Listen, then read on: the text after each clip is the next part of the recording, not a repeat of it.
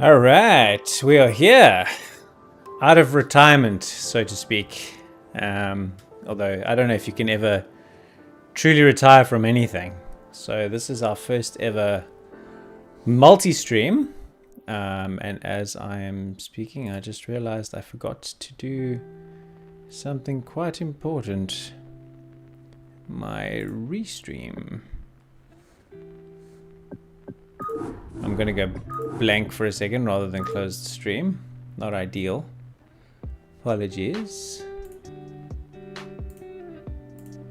But if I cannot read chat, it is just considered antisocial.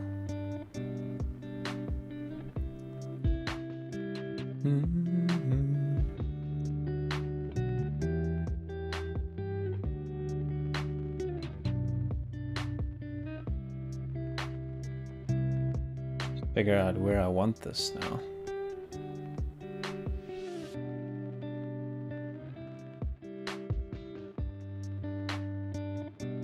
Okay, back to Broodwar we go.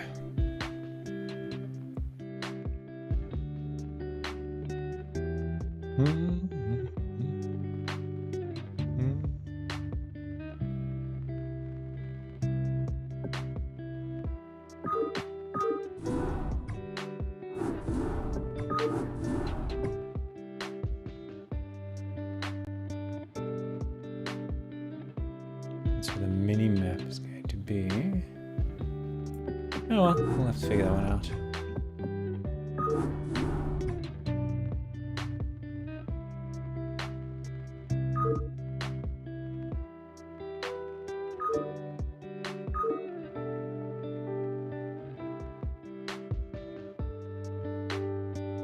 Okay, so for those who don't know, Flash is back. And thankfully, due to the wonderful thing that is quell.gg, we get to watch all his games, which is brilliant. He's playing random in this one. He's actually Zerg. So let's see. We're going to do some simultaneous YouTube casts while we are here. And it's going to be awesome.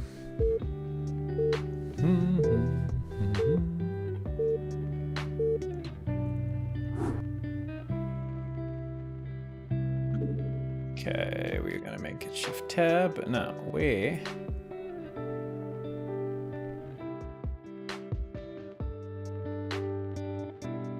Quite happy with it there, actually.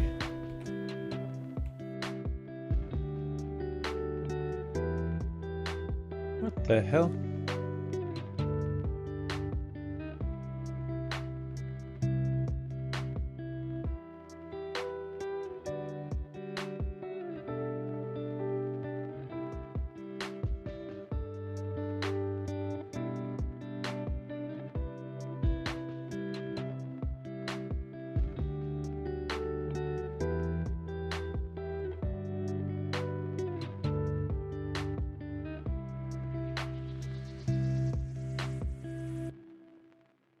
Okay.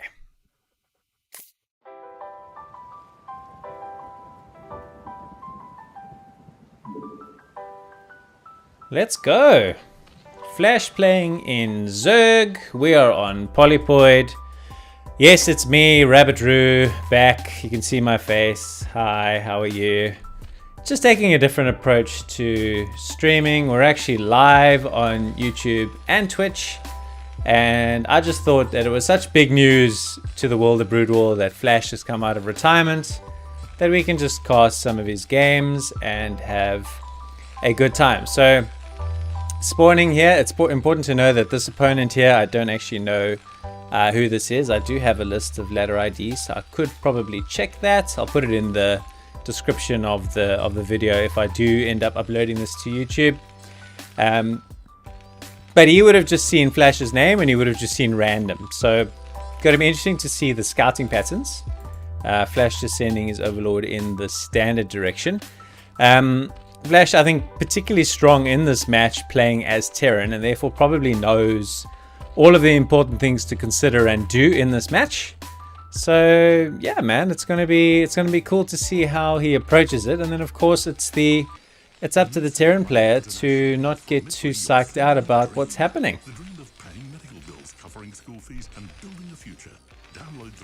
Well, that's just fun.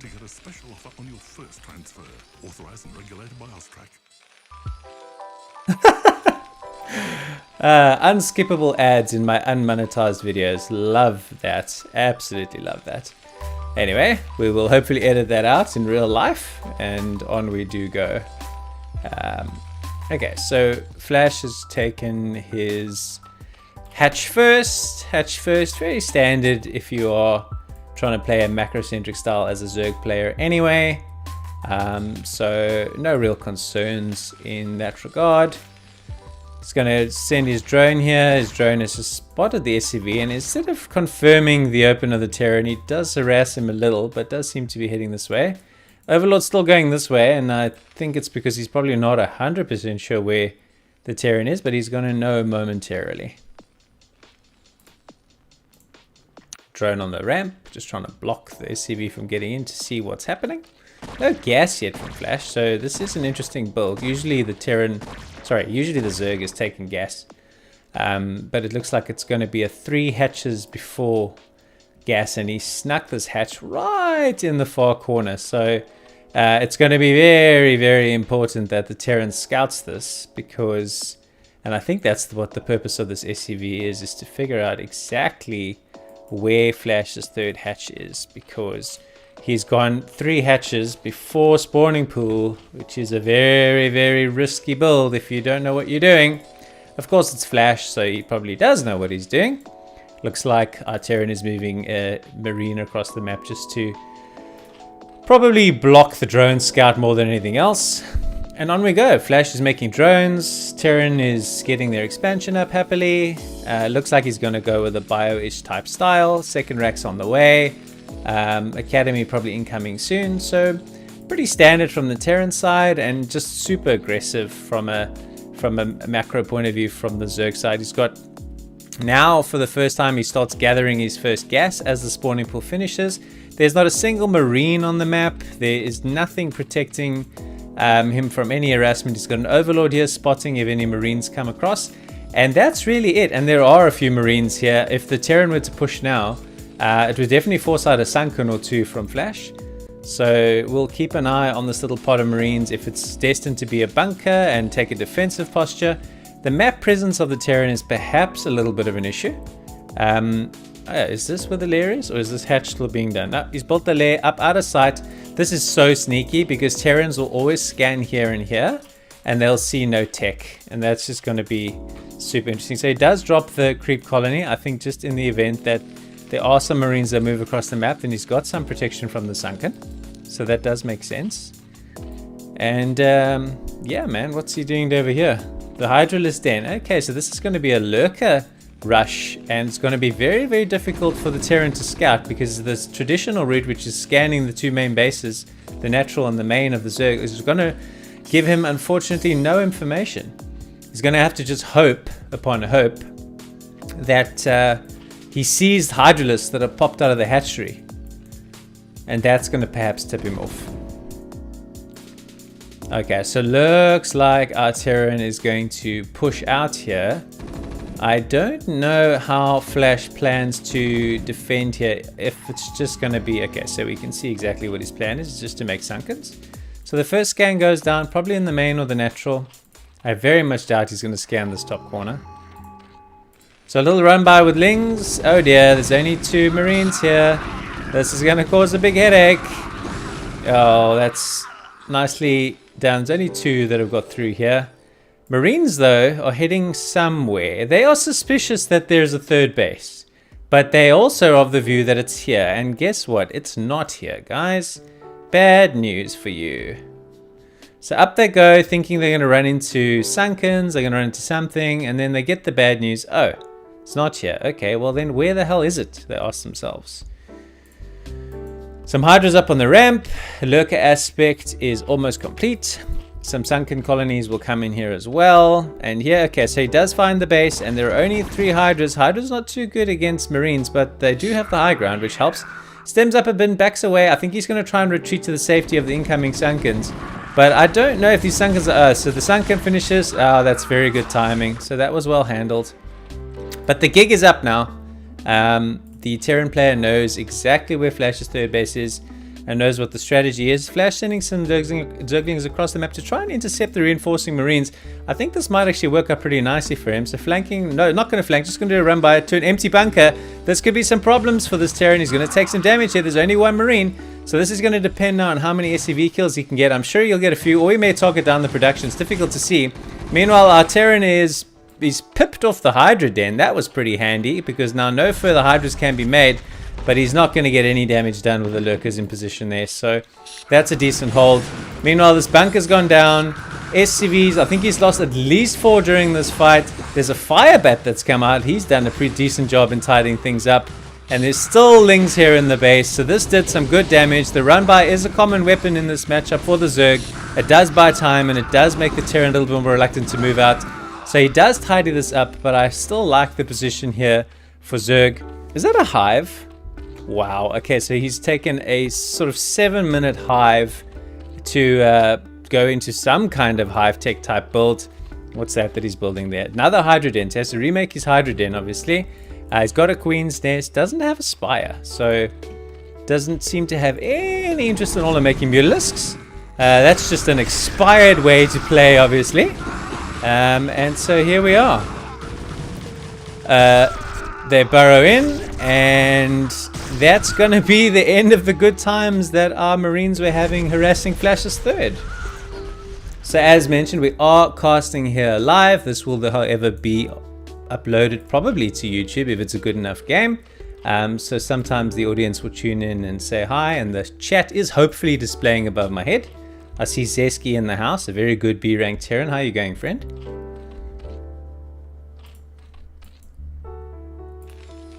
It is the man himself, Flash, back from retirement. So if Flash can come out of retirement, I guess I can as well, right? That's the logic for what it's worth. But anyway, let's see. This has been quite a fun game. Flash doing a very sneaky third base up top. The Terran discovered it. He went lurkers. He skipped Spire entirely, and now he's on Hive Tech. And the question we all got to ask ourselves is, what is he going to do with this Hive Tech? So Defiler Mound is coming in. So it looks like it's going to be a Lurkerling Defiler build. We'll have to see how it goes from there.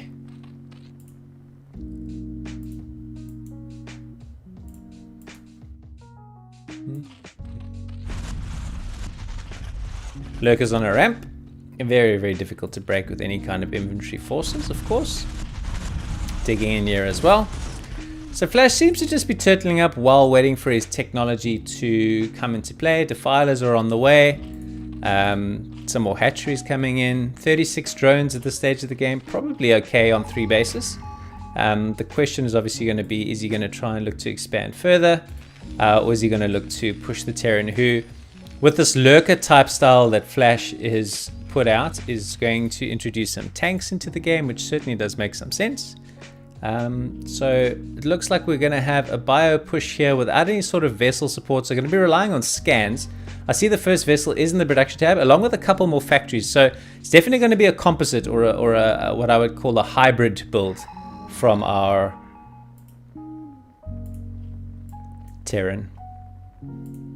Weird to see Flash playing Zerg. So he does, for fun, I guess, play random on the ladder. So some games he has queued up as Terran, but there's a huge replay pack that I've already managed to build, and some of them he's playing Protoss, some of them he's playing Zerg. So certainly hasn't lost his confidence in his ability to play all races. And I guess that's good. If he wants to get back to where he was, then he's got to try and do the things he was once doing. Seems to be wanting to take this, but I think your best bet is to irradiate there perhaps, or get some tanks. But it is looking like a bit of a contain that he's building up to here. 1, 2, 3, 4, 5, and this looks like the 6th hatchery. So 6 hatches on 3 bases. Questionable whether that's sustainable, in other words whether it's enough mining and optimal mining to do that. Can't move down this ramp now because spider mines have been introduced into the game, and the Terran is now using this as an opportunity to double expand. And if Flash doesn't move out, he's basically a 3 basing Zerg And that is going to be a problem. Oh, that spider mine hit. We caught that just in time. He lost 2 lurkers to 3 mines. That's really painful. He also gets that drone that was supposed to come down there and establish their base. So Flash is falling behind here because Terran is on 4 bases. And it's got a little bit of a soft contain on the natural here. It's got a little bit of a soft contain on this natural. So, I mean, Terran doesn't mind 4 bases to 4 bases. That is more than beautiful enough. So he's not going to be too concerned at all. Floating a barracks and another barracks. Okay, so he's clearly retired from the infantry style, making space to be a full mech transition, which is very, very spicy. So these vultures have got up the ramp. The lurkers were not nearly enough of a threat. A few spider mines here as well. I think he can probably get around here, but those lurkers are going to be a bit of a problem. So those lurkers are doing good work. There's enough lings here, I think, to really just block the pathing. Those mines get gobbled up. More mines are going to gobble up. Somehow these lings avoid these mines, but I don't think there's enough here, especially considering there's fire bats. Not able to drag any mines there, unfortunately. So a couple more lings coming down here. I'm pretty sure these will be crackling soon. I'm just looking for crackling in the production tab. If he hasn't evolved already, he is getting Ultraless movement. So we're going to see some Ling Ultra Defiler out of Flash here. And he's catching up in supply. And in theory, he really shouldn't. The majority of the Terran supply here, though, is SCVs. He's got 66 of them. And he's now going to be facing quite a bit of harassment. More lings are coming in. It's mainly just lings and defilers that are putting him under pressure with this lurker. And suddenly this Terran is in a whole heap of trouble. He looked like he was in a really commanding position, getting his 4 expansions up. He's got siege tanks here, but these lings are going to take this down. They are indeed cracklings. Floats up the command center as you would expect to do at this stage. But some really nice counter harassment from Flash. I think fighting himself into a very strong position. Also established his 4th base, which was very important from an economic parity point of view. So a good start. And more lings. It's just lings, lurkers, defilers, constant pressure. I don't know if tanks was the right approach here because they need protection. They need support units. Okay, vultures have now got in front here, so that's pretty good. This is still floating though. And I heard an irradiate go off on probably one of these lurkers underneath the command center. Oh! Hits the bomb.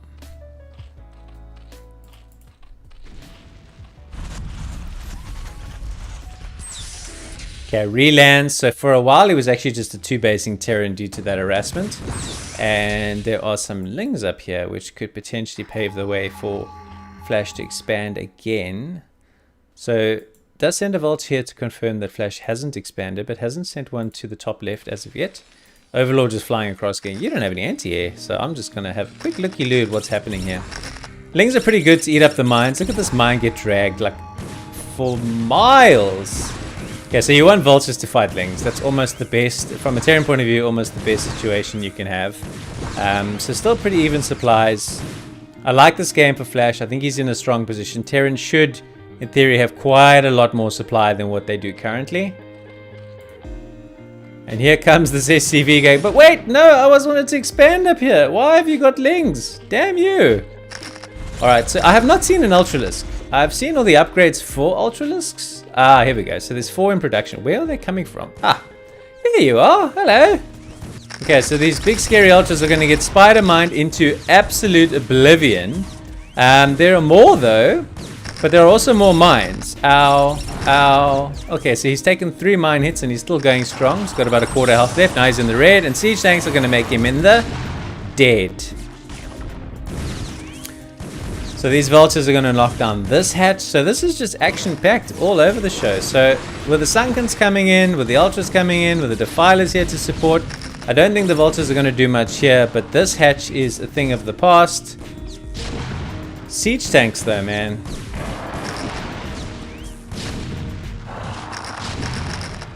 Ultras are very, very strong, but you need critical mass. And at the moment, Flash is not able to quite get up to critical mass.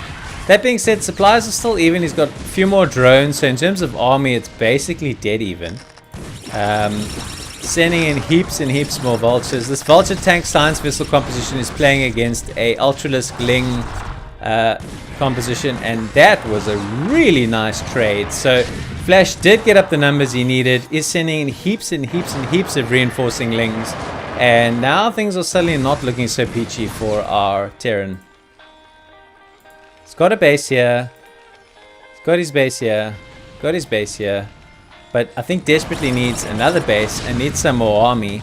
So Flash can constantly just reinforce. He still hasn't taken this position. He does move these units down from here now. These spotter barracks are pretty handy because there's no like air units on the map of any kind. Some more Lings coming across. Lings basically free here. Vultures roaming around, checking that he hasn't re-established this base perhaps.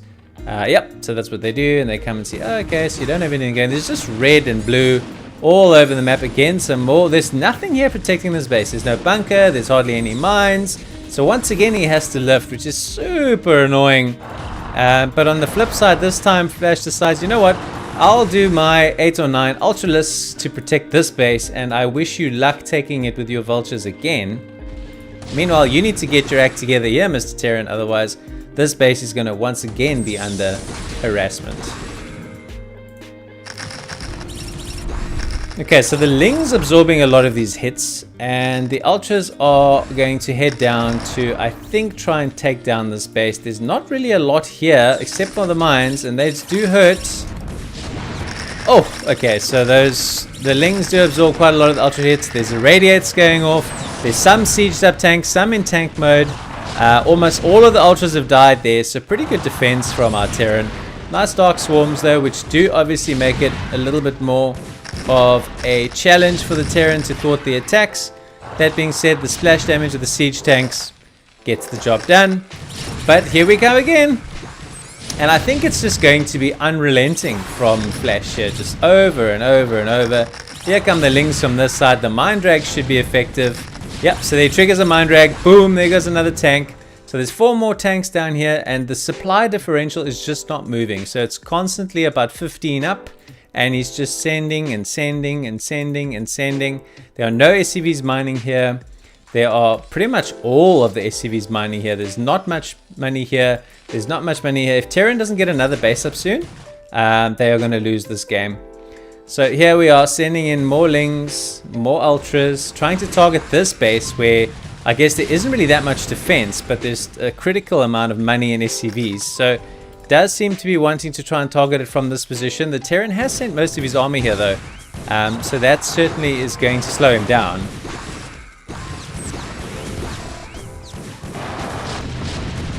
Oof, there's so much powerful mech here.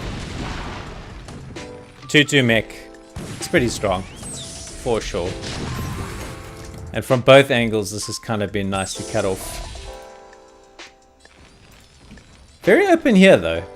And I think that's the problem for the Terran, is protecting both his mining bases and trying to establish another one. So Flash being Flash builds a hatchery where the Terran would want to next build a command center. And that's going to be his challenge if he wants to win this game.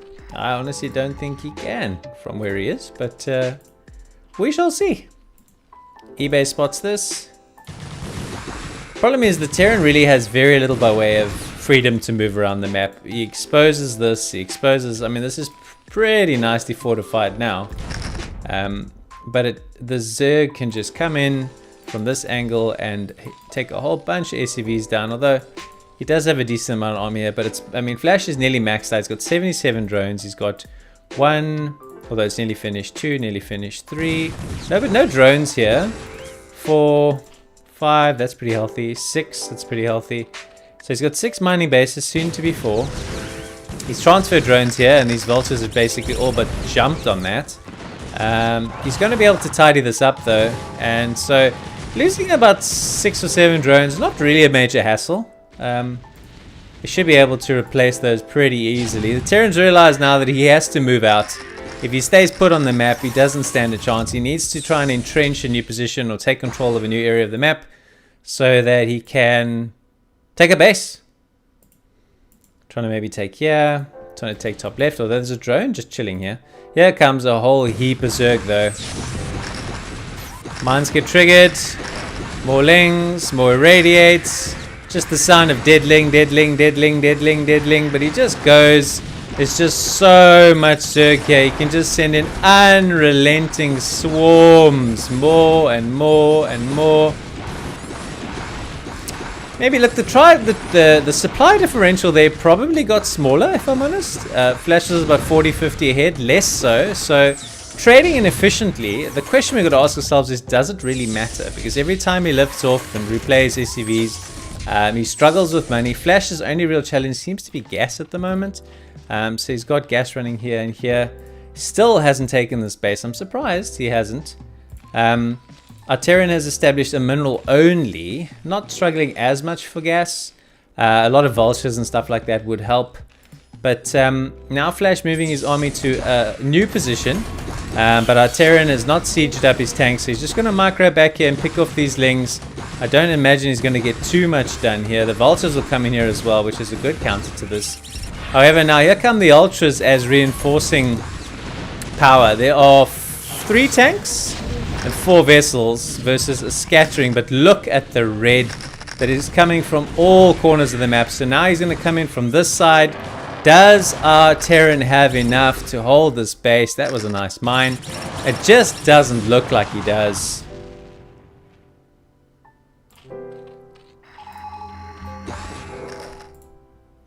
Another base being taken here, and he's taken this one and the gas. Just way, way, way too much econ power. Once again, sending his units down here to pressure this position. I mean, he's running out of money here, so it really probably isn't even that valuable of a target. That was a beautiful mine drag. There's hardly any tanks left here. Look, there's nothing behind this line. That's it. Our Terran GG's out, and the first game we have covered in the Flash Takes on the World series. Flash playing Zerg on random, runs into a Terran, and takes him down here on Polypoid in a pretty solid game.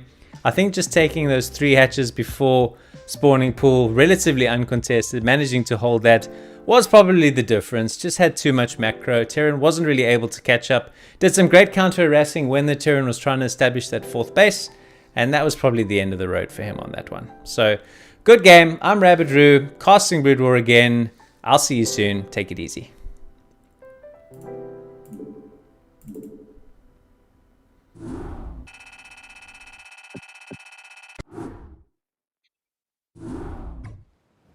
I want a bunch of things I want to check quickly.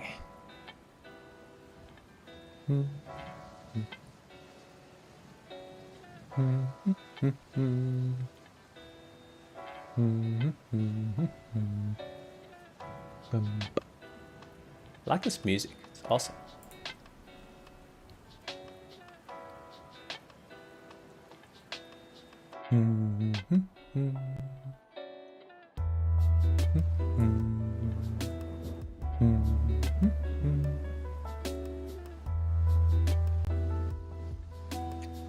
All right, it is bloody thirsty work casting the trials and tribulations of Flash. And here, okay, we have a 5-minute TVP where Flash is not the Terran, he's the Protoss. I always love these short ones. They don't make for great casting material necessarily, but you know, for me it's just about seeing what happens to everybody at all levels, right? You don't just want to cast the 30-minute macro games. The ones that make us all tilt is when we get smacked by something stupid. So let's see what we have on this one. Let's go. Ah, it's Eclipse. Always fun.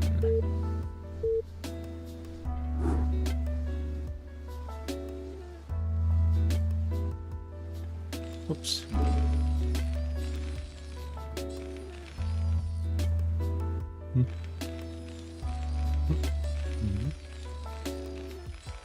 Alright, we are back following the journeys of Flash taking on the world. This time he has again punched in random into the matchmaker on ladder. and he has run into a barcoded Terran, and he has drawn everybody's favorite race, Protoss. So if you get an opportunity to play Protoss on Eclipse, it's probably like, I don't know, an early birthday present. Who knows? But yeah, if I get some games of flashes that I'm casting, I have not necessarily gone by length, which means that there could be some sneaky compilation series combinations of games. I'm streaming live at the moment on Twitch and on YouTube, so what I may very well do is just take compilations of games and mash them together as series. So if it does not seem like a seamless, well-coordinated planned thing, it's because it's not. And I'm totally chilled with that. Anyway, right, so we have done a pylon and we have dispatched our scout, which seems to just be teeing up the gas steel. Flash would have had his gas stolen as a Terran a million times, so this is probably not going to be a very big deal for this Terran either. He tries to block it, but he can't get it done. So the gas steel is done and the mana pylon. So Flash showing his Terran friend no mercy, no compassion, no, my fellow Terran brethren, I will not do to thee what gets done to me. None of that crap. 2 mana pylons. What is happening here? This is like cheese with mozzarella, this is funky stuff, man. Really, really funky stuff. I like this. Let's go. Let's go, let's go, let's go. So the gas steel is complete. He's got two SCVs trying to kill this pylon. 2 SCVs trying to kill this pylon. And he's got 1 trying to kill this pylon. And now his probe is still going around. Let's see what he's doing behind this. He's now starting his gateway. So that's basically it. It is his gateway and these pylons, and that's pretty much what we see, and some non-stop probe production. So 2 of the 3 pylons do go down. It's questionable the value that Protosses get. Like, it's very hard, especially when this happens to you and you're playing.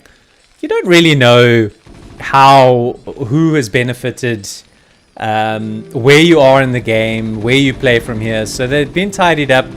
The gas will be taken. The probe that was supposed to kind of stay in the base, I guess, to try and retake the gas, which is the ultimate mean-ass thing to do, is gone. So he's got 3 Marines, and he's sending his scouting SCV. When he gets there, what's he going to find? He's going to find a gateway, and he's going to find a nexus. So the question that will now happen is, once he kills the simulator and takes his gas, he will have 4 Marines available. Does he just march those 4 Marines across the map and try and micro against a single zealot? Does not look like that's the only plan. So yes, that is the plan, but I think the command center is going to go down now. Okay, so command center goes down.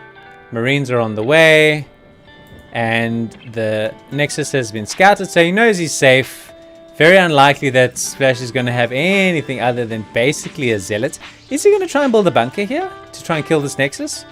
I think bunker rushing the Nexus would be quite sweet in terms of revenge. So, yep.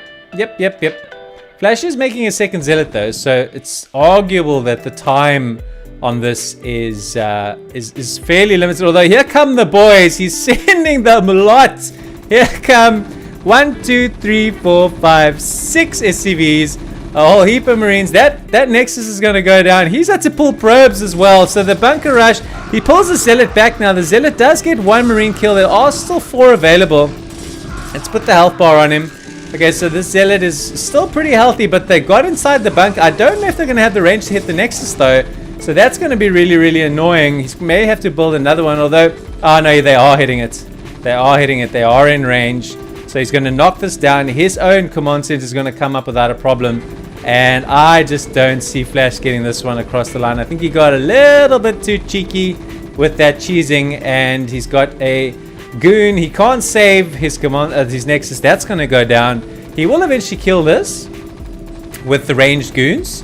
But the question will just be, is he not too far behind? And I reckon the answer is yes. So sending his SCVs back home to mine. Just got the 2 Marines in the bunker. It's going to keep 1, maybe just to repair, just to delay his ability to expand once again. There's nothing else behind this. He doesn't have any other tricks or any other ideas. How far away is range? It's still too far away. Once he goes up here to the ramp and sees Your command center is already done. He realizes it's just too far gone. He could have held this with SCVs, a little bit of decent micro. That's the end of that one. Fun game. Flash tries to triple mana pylon. It backfires, and he takes a loss. He saw the factory. Yeah, absolutely. No, I agree. Once the factory's up, then the vulture will pop out. Makes his ability to come out or come back virtually impossible. Spot on. All right, so another Chronicles of Flash, a little short one this time. So let's see what else we add onto this little compilation of games. Yeah, I think so. I think you're right, Zeski. I think it was just a case of he saw a finished command center. He saw that Terran was getting onto this build. Didn't lose any SCVs. He knows he's lost against anybody who's half decent there. Oh. So what did he do next? I think he got the same player. That's going to make it easy for me now to make this a compilation. So I'm going to do that.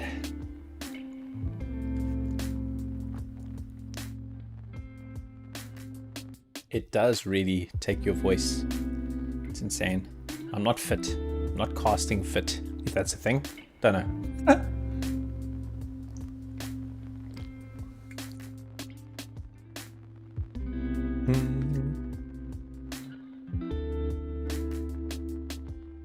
Okay, we will start this one in a moment. I just want to check something quickly.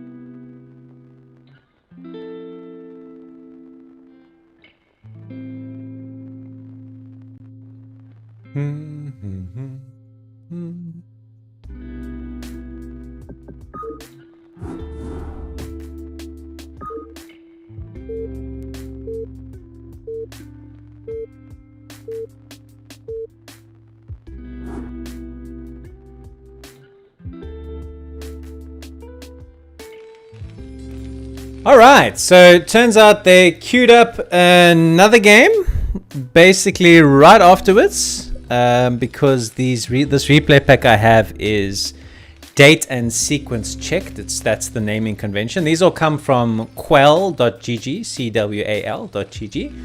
So if you ever want to download the ladder games of any players, all you need to know is their ladder ID, and then you can watch anyone play. It's really quite awesome. It's taken down a lot of the barriers for content creation, casting, people who just wanted to be able to see the best players in the world play on ladder. So yeah, access to these replays is fantastic. So kudos to the guy at quell.gg. He does have a Patreon. If you support what he's doing, then I think by all means it's a very worthy cause to do. Okay, so these two played another game, this time on Polypoid, so less of a cheesy map, more of a macro map generally speaking. That being said, the probe of flashes is already out, so he's drawn Protoss again, and he's decided, well, if it doesn't work once, try it again. So he's basically gone for a probe scout. He sees the barracks, and I think he's going to gas steal on Polypoid. And gas steal confirmed. That's so tilting. Alright, well, if it didn't work the first game, there was obviously nothing wrong with the theory. What does seem different, though, is he's not doing the mana pylons. So maybe that was what he decided to adjust. Who knows? Who knows? Who knows? Who knows?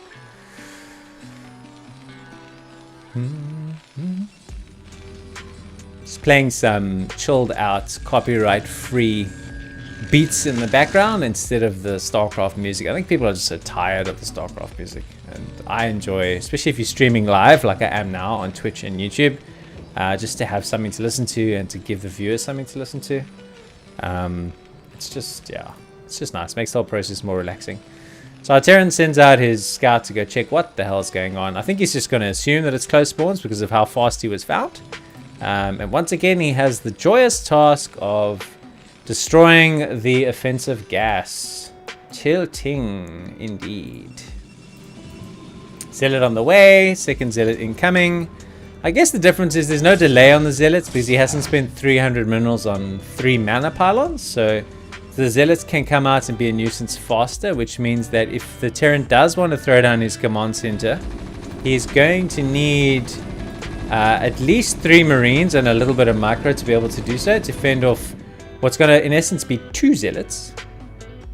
He also has a probe here to try and block the command center. But it looks like he's just going to try and hold the Zealots off with this 3 Marines and SCV on the ramp. And he has decided to cancel his Nexus. So now he throws down his Nexus. Interesting. And I think that's going to be a bunker. So throws down his command center. Is now going to fight against the Zealot, who with I think a little bit of micro is going to see his death pretty rapidly. Yep, that's the end of that. That's the end of the probe. Flash sending another Zealot here, and the bunker is filled, and the Zealot goes home to tell his friends that it is not a good place. How many Zealots has this guy made? Holy crap. I guess he's just thought he's gas now in his cybernetics core, so the Zealot is the only unit he can really make. So floating his barracks, factory should be incoming soon as he has the necessary gas to take it. And now we're probably going to see the game normalize. Cybernetics core, gateway, let's go. Normal games, yay, incoming Nexus, should see a probe transfer, nice timing for Flash, wouldn't expect anything less. Alright, where's our first factory? There it is. Hello. Alright, so it's going to probably just be 2 factories. Yep. So you're just getting things kicked into gear. Should see an eBay, academy, etc. Momentarily, we'll have to see if this Terran wants to take quite an aggressive approach, or if it's going to take a more passive type approach to the game. Higher level players, higher level Terrans tend to be a bit more 3-base orientated, a bit more passive in the way that they play the game. They try and make that command center around 8 minutes. Lower level players, yeah, you don't get the same. You just get licorice all sorts. You get Terrans who like to attack. You get 4 factory pushes, 5, 6 factory pushes. You get all sorts of things. But at this level, people tend to play properly at the risk of being stereotypical. Okay, so there is the eBay. And second factory is on its way. This is probably going to be a depot. And so nothing really too exciting happening at this stage of the game. We're just basically probably going to go 2-gate observer. That would be your robotics. So both just bog standard plays at this stage. Couple of goons out and about on the map. Probably just to put a bit of pressure on the bunker. I like this. Well, this bunker placement's quite interesting. It's pretty far back. Usually the barracks is slightly behind the bunker, and the bunker's like here. Anyway, it's a bit weird, but okay. He's gonna float. He's got a couple of SCVs in position, expecting the Marines, the goons to pressure. Obviously, range. It's not done yet. He's getting siege mode, so he's playing pretty safe. I think once Flash sees siege mode, he's gonna feel free to start expanding again. And he wants to block this SCV getting in, and I think he's going to get the block on time. So that's fine. Just doesn't scout the tech tree, but I mean, I think he knows what there is to know, which is that there's an observatory and a citadel coming in. Okay, so maybe an arbiter build. You don't get the citadel this early if you don't want to do some sort of Templar tech tree. You usually wait until you're on 3 bases, especially if you want to play like a robo support base style. So I've actually got no idea how Flash would play Protoss against Terran. Obviously, he would choose the style that he doesn't like to play against, you would imagine. But yeah, I don't know. It's an interesting one. Okay, siege mode. Siege mode. Doesn't care about siege mode. Just goes for it. Jumps on top of these tanks. I don't. Okay, no, that was not good. I think he lost 3 units and he got a tank. Yeah. Well, you confirm siege mode. Definitely siege mode. So there's no mines, vultures with mines due to come and bother you at any time. And Terran quite enjoying what had happened there, so just moves his siege tanks forward. And now wants to just try and see where these goons are. He knows that they've just backed away slightly. So I think Flash will just be a nuisance with these Dragoons, keeping them here. Looking at trying to block or at least slow down the expansion of the third. Looking in the production tab of our Terran, we're getting speed for vultures, we're getting mines for vultures, we're getting vultures, and we are getting an armory. So does look like it's going to be a 3-base build as predicted. But that being said, because of that little failed push from Flash, I think the Terran feels like he could probably take down these Dragoons here. Although Flash sees it differently. They are unsieged and a decent bit of micro. Picks up 1 tank. He's probably going to get a second here. So he's going to lose 6 Dragoons in total. And he gets 2 tanks for it. I don't know if that was a good trade. What does he have at home to defend? Okay, so he's got a decent amount of goons. He knows what's coming. I don't see an observer here or in the vicinity to block the mines. Still just on 2 bases at this stage of the game. And that doesn't seem to be too much of a concern. He's probably just going to resaturate and double expand. There is that observer. So he's going to have to tidy up this little minefield that's going to slow everything down. But another observer here in the natural to see, is the Terran going to expand, and if so, when? So tidying up the minefield, sending his probe to expand soon, I would presume. More mines here. I don't think Protoss normally wants to expand here anyway. This is the 4th base location, and then this is the 5th base location. So Terran just going to take this command center on location, feeling very confident with that counterplay. It was very nicely done. Flash is only ahead by 4 supply at this stage of the game, which you, as Protoss, you don't want to be. You want to be a little bit further ahead for sure. Does throw down this Nexus here. He's pretty unprotected, so vultures could come up from this side, kill this probe. Goons are patrolling the map though, so could probably at least see it coming. But just was doing a mine sweep. Got a lot of APM to use at this level. So might as well find some productive things to do with it. So a nice sprinkling of goons all around the map. And a lovely spread of vultures and mines. Got great vision, this Terran. Can see everywhere the movements if he's going to go down and across, trying to harass his base. This is definitely high level skillful play for sure. Oh, he's just sending this probe here, naked. Okay, well that's not going to work out well, mate. He's got a vulture here. So dead probe. Ouch. Surprised he wanted to take this base. You know, that you're taught never to expand towards Terran. They just don't have to go very far from sort of here to there to start blowing up your pylons and like harassing this base. Some vultures have come across here, but Flash's goons were very much in position to intercept those. No problem at all. Some zealots have been made. I just need to go back to his main in a jiffy to see. Ah, it is arbiters. Okay, so he's gone with a 2-base arbiter build.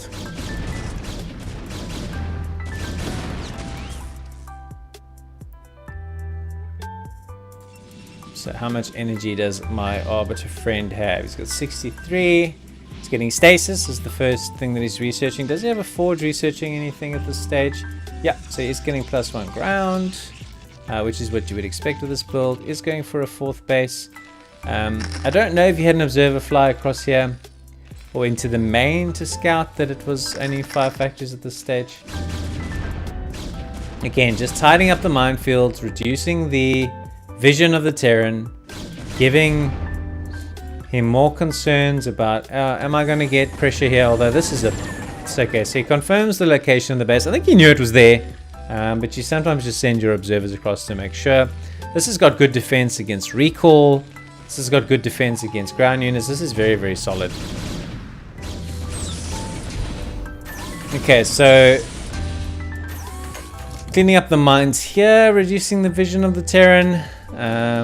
Does this have enough energy? It does. So he can stasis if he wants to. It looks like it's a stasis attack. Here he comes in. I don't see any zealots. Here come the zealots behind the stasis. Got to hit the stasis. Does. That's quite a juicy stasis. He gets a 3 vultures, 2 tanks. Although the tank line here is quite deep, and the vultures are getting in between the zealots and the tanks. So I think our Terran's going to be more than okay here. Does have to scan to see the vultures, which does give him an opportunity to get on top of the tanks. Decent micro though with the vultures, in good position.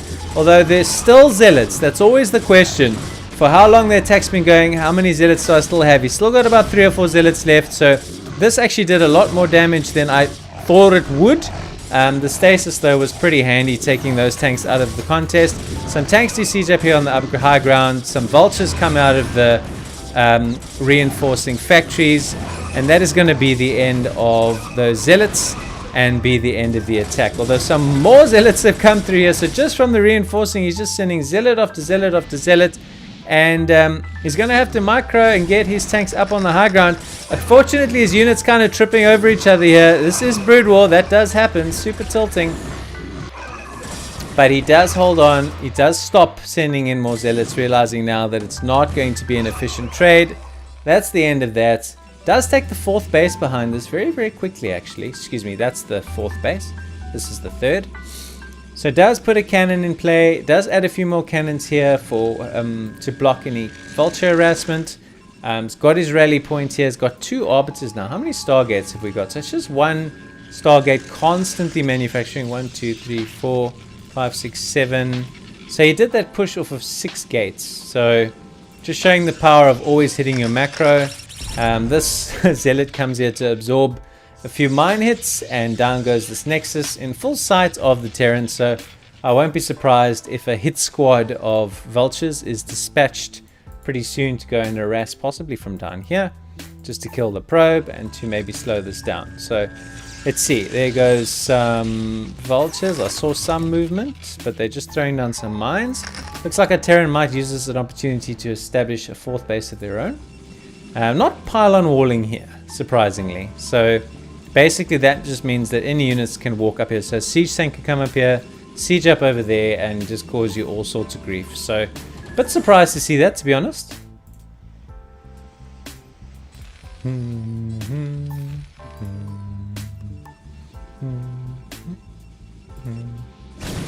here they do come, with no pylon wall to block them. Sending in 12 vultures is just...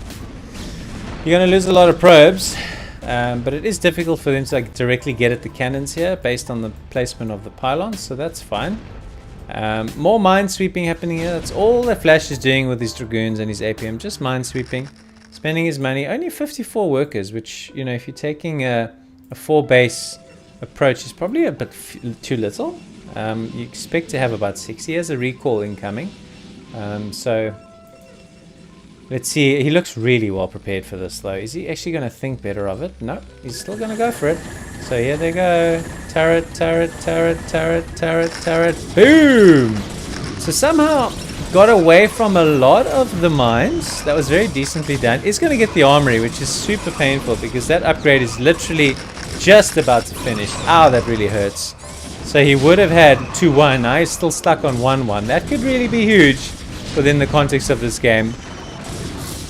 Otherwise, recalls, man, the more I learn about this game, the more I come to believe that recalls and arbiter play, particularly at high levels, is just relatively obsolete.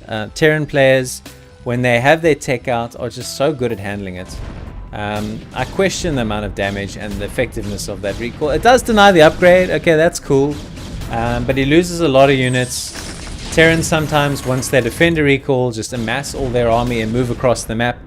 And then Protoss has got grief, man. Taking another sneaky base down here. No mines or anything patrolling that side, so that's pretty decent from Flash. Unlikely that Terran's going to come and check that spot. They've laid mines in all of the, you know, next expansion spots that you would expect, and just obviously this one didn't make the cut, and neither did this one, and I guess that's a more sneaky expansion pattern. 2-1 from Flash, so is ticking off, so it does theoretically have a upgrade advantage on the Terran, which is very unusual. So I guess that is a little bit of the value of that recall. Getting that armory, I mean, that upgrade was so close, man. It really was a little bit unlucky, to be fair.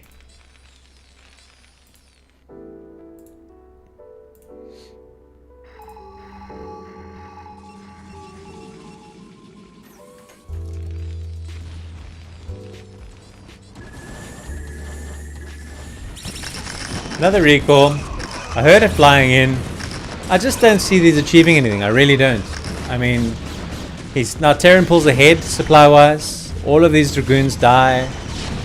We have one missile turret on fire. He doesn't really lose anything in terms of workers. Yeah, I just question the style of play, and I think Terran, realizing that he killed a lot of units there and didn't really lose too many himself, is going to now push forward and establish this position. Adding a few workers. The one thing I'll say about this Terran is that he does have relatively low SCV count, and I think a couple of SCVs did die because of the location of these recalls. But yeah, like I said, very questionable value from 2 recalls so far in this game. Flash again, expanding in a spot where there really wasn't much in terms of line of sight. And our Terran has been blocked from defending this position. So he's got a couple of goons here, and he has some zealots here. He's got 3 arbiters. So we zoom out just for the purposes of trying to see, does he take this fight? I really don't think he can, unless he stasises these tanks, which are really clumped. He's going to have to hit the stasises without EMP. He gets a nice stasis off there. I think he's going to need another one, though. He does hit another stasis, although the vultures coming in from this side and the vultures coming in from the other side are just going to tear up these zealots like they are putty. There is nothing here to kill the army. So yes, you can freeze everything, but they unfreeze. That's why I'm just lost so much faith in this stasis style. You don't see good players, you don't see good Protosses do this anymore. They do not go recall stasis. They play speed shuttle, high Templars, lots of expansions, reinforcing power. I mean, in this game, I think, if I'm not mistaken, Flash's total gateway count is 1, 2, 3, 4, 5, 6, 7, 8, 9, 10. You don't win. You just don't win with 10 gates in late game PvT. It's impossible. At this stage of the game, if you've played the more meta speed shuttle, so you open Reva and then you end up doing speed shuttle, high Templars, and gateways. And at this stage of the game, you should have about 18 gateways. You should be reinforcing at least from this second main, and you should be trying to establish this third. Because freezing this whole army, which is what he did here, it just froze it. And then all his units that he wanted to attack with were killed by the vultures. So it's unfortunately an expired way to play. It doesn't work. It works at lower levels where the Terrans are not strong. But at Flash's level, it just does not work. Alright, so that concludes this little 2-part series. Flash playing Protoss against this barcoded Terran. He was taken down 2-0, so the challenges that he's facing getting back to his best are still very much there. It's still early days though, and I've got many more games of his to come. So I'll see you next time. Take it easy, man. Cheers.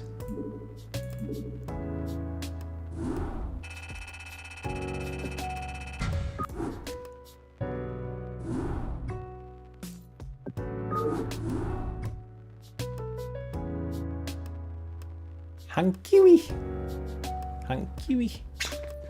PvZ. Actually fun. Something to look forward to.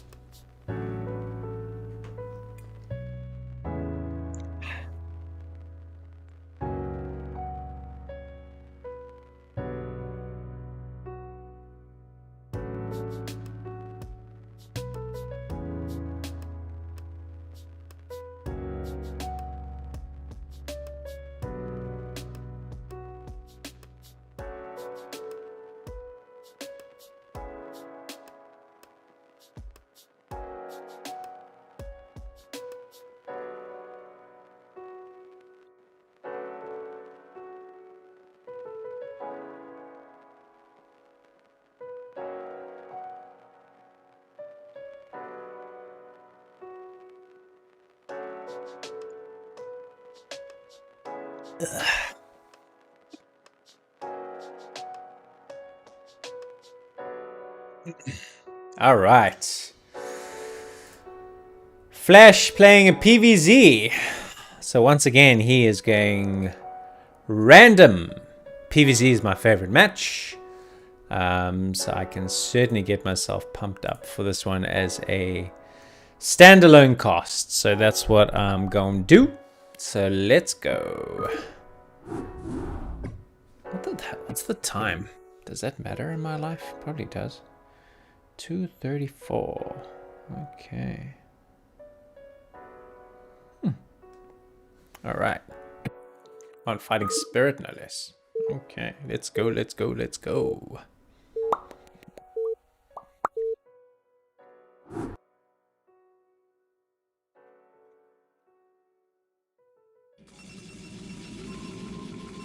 Alright, hey guys, it's Rabbit Roo. You know me, you know my voice, you now know my face. Hello, hello. I am streaming live on Twitch and on YouTube. It is a beautiful Friday afternoon at the time that I am recording. And I'm basically streaming a series called Flash Against the World. So I've taken a replay pack of his that I've been building. And I'm just sort of going through them one by one. Some of the games are short, some of them are long. It's just to show the challenges that he's going through, getting back to his best.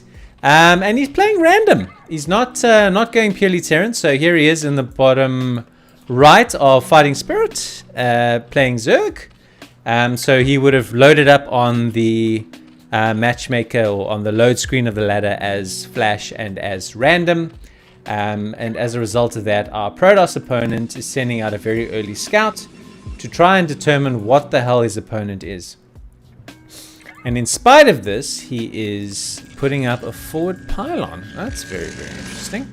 So the question we would ask ourselves is, does this guy always go forward pylon if he's playing random? I don't know. It's an interesting one indeed. Anyway, so that's going to be what we do. I did take a long break from casting, about 3 months. Was dealing with some stuff in real life and with my work and my career, and yeah, settled down there nicely, and was just looking for a reason to, I suppose, motivate myself to come back and play and watch and cast. I've been playing quite a bit. I'm still absolutely garbage, but I've been learning a lot more of the technical sides of the game and studying. I think hopefully that will make me a better caster as well. And then the news came that Flash is back, and I was like, well, if I needed something to motivate me to get back into it, then this is going to be it. So I co-casted 5 games of his with Cyan SC on his channel, where Flash played against Snow, and just co-casting I think just motivated me to do it. But I also want to do it a bit differently. I'd rather do a 3 or 4 hour stream where I do a whole big batch of games, get to interact with people, get to have some fun, take some breaks between, than the grind that it was before. So definitely going to do it differently, like way more relaxed. I was thinking I was putting myself under way too much pressure to, you know, the quality of the cast, the thumbnails, the whole process of creating YouTube content was just a bit hectic. And I felt like it was draining the hell out of me, and I didn't want to do it anymore. So you can see I'm not playing the Starcraft music. I'm playing my own chilled out music in the background, and I'm just here to have fun and enjoy it. If I miss something, I'm not going to like cry about it. Red versus blue for ladder games really does help. It is pretty easy to spot things. Anyway, why don't we talk about this game? So it was random, and therefore our Protoss opened with a forge. He's now building his gateway. I like this wall. It's actually pretty interesting because it kind of means you just put a zealot here and like maybe one there and you're good to go. So it is an interesting one. Nexus has come in. Flash is I've done a few Zerg games of his, and he is pretty greedy the way he plays. He's going for a fast lair. So I don't think it's gonna be Hydras. When you do see Forge expand, you know, Hydras is a really juicy prospect. But he's got his Overlord in the base. You can see, okay, so you're getting a cybernetic score. What is your tech tree going to be? We can probably just expect your very standard Stargate opening from our Protoss. And here we are. We have got a lair coming in, and I presume as soon as the lair completes, which will be any second now, we will probably see a spire. So let's keep an eye on that.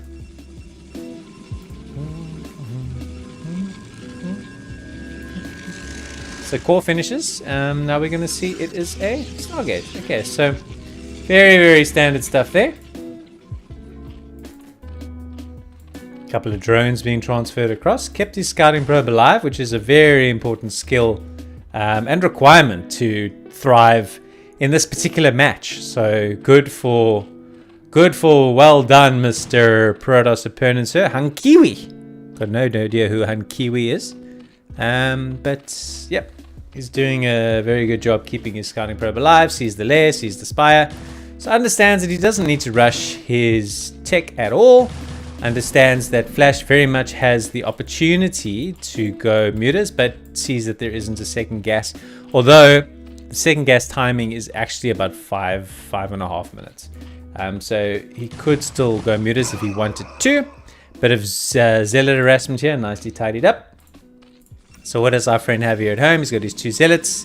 This cannot be tight, surely. Is it? Nah, that can't be.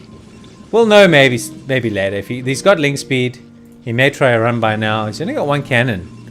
So maybe Flash might decide, I could just chuck a little run by here and get some probe kills maybe. Let's see. Flash doesn't seem to like Hydras. I cast a PV, a ZVT of his, and he skipped... no, sorry, he doesn't like mutas. He skipped mutas entirely. He just played Lurkerling Ultra. It was a very interesting style. What do we have here? Just another hatchery, and here an evolution chamber. So it looks like he's going to go 5 hatch. It's just the question is 5 hatch what? Hydra Den's on its way. So it's 5 hatch Hydra, very standard build. It looks like our Protoss is doing the very standard 1-1 build as well. So these 2 builds are actually sort of made for each other. This is very much textbook play from both players. It's a 5H Hydra versus a 1-1 Zealots Corsair timing attack. So we'll know exactly where we are at about 7 minutes and 30 seconds because our Protoss should have somewhere around 7 Zealots or so, although he's getting his Citadel and his Templar Archives is really late. So actually I don't think that this is that build, because if it is, his timings are all off. He needed his Templar Archives at 6:30, and he needed way more Zealots. He's only got 3, and you need 6 or 7, I think it is, and you need at least 5 Corsairs, and he has got none. Oh, 3. Okay. And he does go mutas. The sneaky man. Here we go. And he did get that gas timing, which was just exactly after the scout left. Alright, so the mutas are in town. Flash does like mutas today. He didn't like them yesterday. It's a free country. You can change your mind. And there are only 2 Corsairs here and a cannon. And he's doing some serious damage. The Scourge do get picked off by that cannon, which is handy. And he hightails it out of there. Behind this, okay, so the Templar Archives is warping in. So it just feels like the timings from this Protoss have all been a bit off. His build has just been really slow. If he is going to, or was trying the 1-1 timing build, but it looks like now he's just massing up gateways. He's got his 46 workers that he needs to be able to sustain an 8 gateway style. So I reckon it will just be 8 gateways that go along. Thanks for the follow, Arcane. So here we go. We have our Zealots moving out, and that's just going to be blocked. Too easy. Still making workers here, which indicates to me a bit of a 3-base play. He has his own Zera tool. That's why I love it when I do red versus blue, and the blue is the Zerg and the red is the Protoss, the Cape Crusader. So he's going to send him across. The whole idea is he's praying that there's nothing here to detect him, and there's an Overlord and there's 2 Sunkens, so you ain't going to get much done there. The other thing he's doing is he's just scouting around to see if there's another base. Flash though is really on top of these Corsairs, although I don't think he has the critical mass. How many Corsairs is this? It's 5. Okay, so it's your standard 5 Corsairs that you want to try and keep alive, adding a few more cannons, because this is at its core actually a Hydra build. Studying Jaehoon's guides, I've learned you can make 5 mutas in a Hydra build. If you make more than that, it's no longer a Hydra build. So I guess now, here we go. That validates that theory. So the Hydras with all their upgrades and one powered by, should be 5. 6. Powered by 6 hatches. So 6 hatch Hydra. A bit of a nightmare, to be honest, for Protoss to hold. And our Protoss here has been a little bit behind every step. He's on 4 gates. Got 58 workers, which I think on 2 bases is actually ridiculous. He's over probing here. But let's see. Let's see what happens. And here come the Hydras. Holy crap. Look at this. Look at this. All the Protoss players in the house. Time to freak out. Here comes the pain. Oh, and they picks off one of the High Templars with a muta. So there's only 2 left. And we're just going to keep our energy bar on here. So he doesn't have a storm. He's got 1 storm. If you are Zerg, it is time to go, baby. Just give it a smack. Why not? Okay, so he did send some overlords here to thwart the DT that was trying to get something done. The DT is still moving around, so he's not dead. The Corsair is just scouting about to see if there are any other bases in play. Bit of a soft contain here coming up from Zerg. I think that Flash's idea is probably going to be to turn these boys into lurkers. We can see lurker aspects on its way. And then this is on Fighting Spirit in particular. If these lurkers create a field here on this bridge, it's game over. Forget it. There's no ways the Protoss is ever getting out or getting a 3rd base. Which, by the way, he should have a giant goon High Templar ball to storm through the Hydras and then expand to his 3rd around about this timing. So as I've mentioned a few times, our Protoss has been a little bit behind in most steps of this game. The last of the mutas will be seen here. That's probably not really a big deal with the number of Hydras that are out on the map. The Overlords are pulled here under a clump of Hydras, and they are pulled here under a clump of Hydras. So he doesn't really have to be too concerned about his Overlords. So he's made all these cannons, and he hasn't really needed them. This drone's going to get killed though, which is going to be a little bit annoying. Goodbye. So he's flying around here, does get some scouting information. So this is just to block DT drops. So very good to see how... and here's the drops. So the drop has got no DT. So as I say, it's to block drops. It's all good, but there's no DTs involved. So the Overlord's there going, but wait, we can all see these zealots. And indeed we can. The spire is going to go down. And that was... Is he really going to be making more meters at this stage of the game? I don't think so. So it's a bit of a meh. But anyway, on we go. Sees the DT that killed the drone and says, can you please go away? I'm trying to expand. Oh man, this contain. What do you do as Protoss? I mean, first of all, you've built a nice wall, which is great. And then the other thing is the Zerg picks off the observers, man. The observers got to go here and here, and they just die. It's shit. Another dropship coming in. Overlord spots it. Hydra spot it. In fact, 2 of, I think, the 4 zealots that were in there die. He's going to try and kill a few drones. He may get 1 or 2. I think Flash can just quickly rebuild those drones if he needs to. Sending in a few more units to reinforce. So no big deal there. Some lings are coming in here. I think just one giant Zerg ball is going to fly in here and squish this.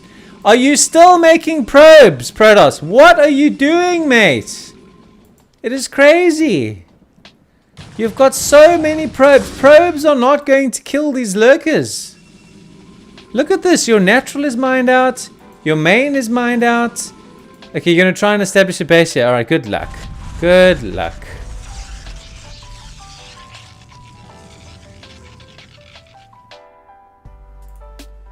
Still lurking around with these Corsairs, which is cool.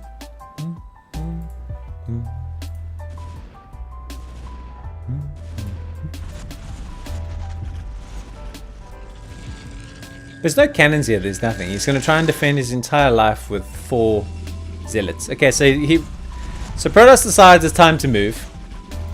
Where'd your observers go? Are they here? One of them is here. There's the other one. Okay, so you've got 2 observers, which is not a lot. Look at the size of this lurker field and the depth of it. It is insane. Uh-oh. And there's such a good spread, man. He doesn't have lurkers trying to pick off the observer. That's a decent storm. He's got his guys in good position here. He's going to break this contain and then somehow take the 4th base. Flash has got so much macro. He's already ahead on supply. He's got fewer workers, which means he's got an actual army lead of about 40 supply. What do you do? You die. That's what you do. So this one is a fairly dominant performance from Flash as Protoss. Oh, sorry, as Zerg. But our Protoss here did not play a good game.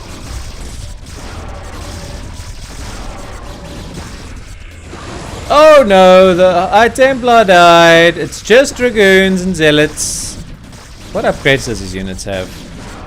2-2. Okay, well that's alright, but where's your observers, friend? You got 1 observer. Okay, that's cool. And here come the Lings. The Lings are going to reduce the firing capacity of the goons.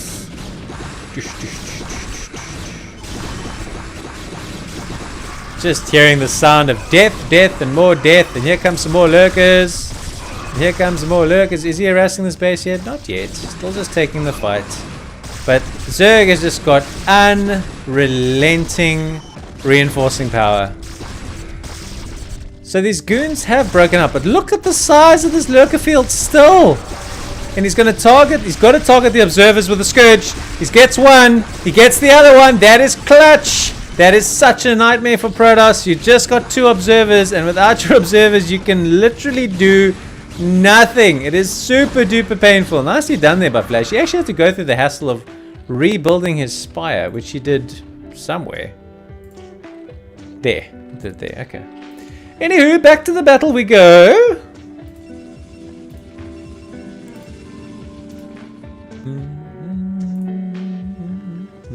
More lurkers and more lurker fields.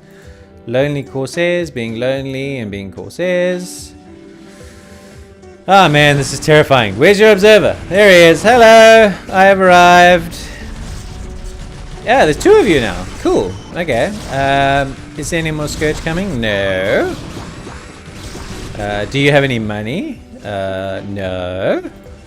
So it's all here. So all he's going to do now is just walk up this hill. Soon, he's surely going to walk up this hill.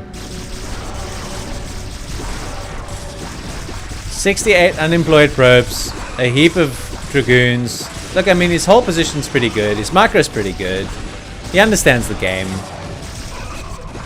But, unfortunately, he was just a bit slow on his build. Didn't really do any damage in the early game to Zerg. If you don't do that, you get crushed. Big lurker field. Couple more High Templars here to storm. Lings here to absorb shots. Has really had to fight hard to get out of this contain, and he's just not going to do it. Couple of Archons here now. He's got 4 observers, so he's at least realizing that you don't want to get pipped and be stuck. But he's got 2 Dragoons and an Archon and 2 Zealots and a High Templar. Or 3 Zealots. And still, this field of lurkers is pretty deep and just going to become more and more and more. Flash taking another base here.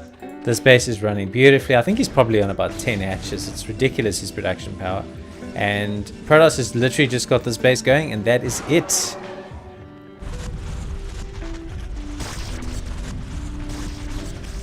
Got a few more units. Got a lot of gateways, but got no money.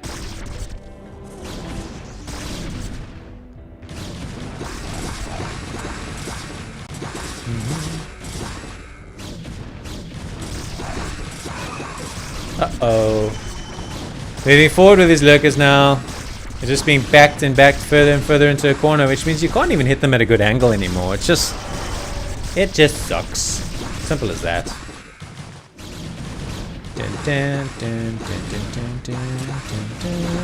Cannon's doing a little bit. Finally being used. Okay, we're going to try and observe this Zerg to death. I see you die!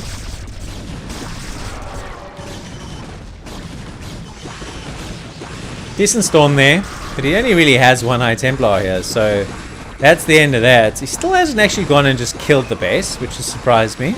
I think that probably would have shortened the game. But I think our Protoss is very close to GGing anyway. There we go.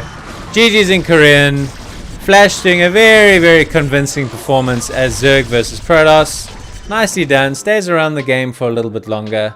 I was surprised that he didn't just go and kill this base and maybe end it sooner. But yeah, man. Every Protoss player's nightmare. Getting trapped. Can't get out of your base because you've got a lurker container on your doorstep. That's why your timings and your move outs in this match in particular are just absolutely crucial. Anyways, I'm Rabbit. We did another live cast here on Twitch and YouTube. Hope you enjoyed the game. Flash's journey. He's got some wins. He's got some losses. He's having some fun. It's good to have him back, and it's also good to be back. I'll see you guys soon. Cheers.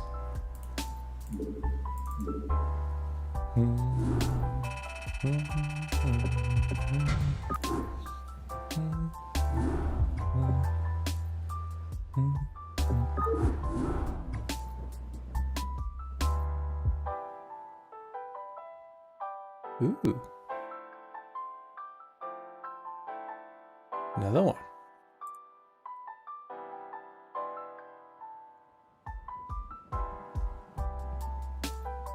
Okay, so that's potentially like a two-part series type of thing. Nice. Nice, very nice, very nice.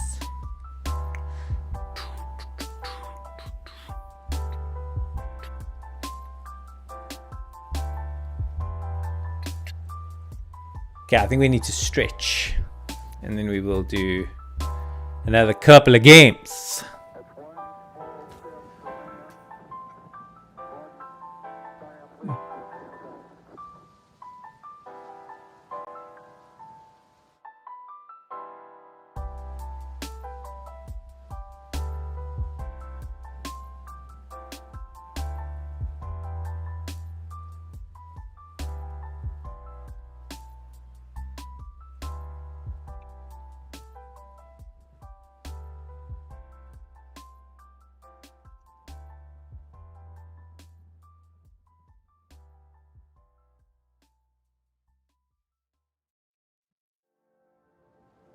Mm-hmm.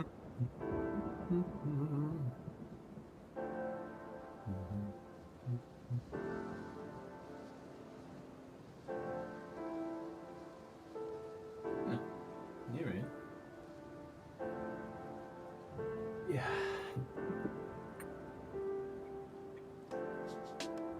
Well, let's be gentle on our bloody headphone stand, otherwise everything bloody explodes almost. Anyway, we need some water. Water is key.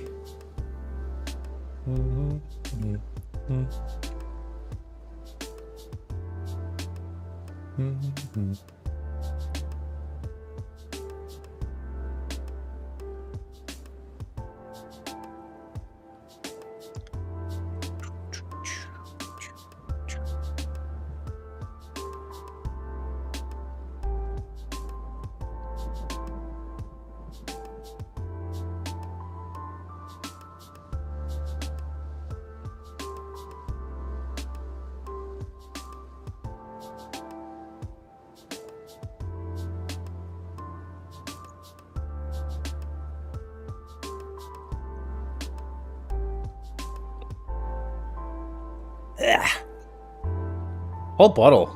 Pretty sure I'm gonna need to pee soon. Just great. Yeah, overshare. That's how we roll. Okay. I should recognize.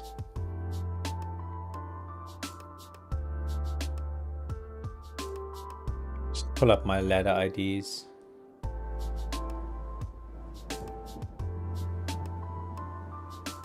Oh, it's not. It's not, it's not, it's not. Or if it is, it's no one we care about. Don't think. Alright. Let's go. Back on Pale. Pale, Pale, Pale. Pale, Pale, Pale.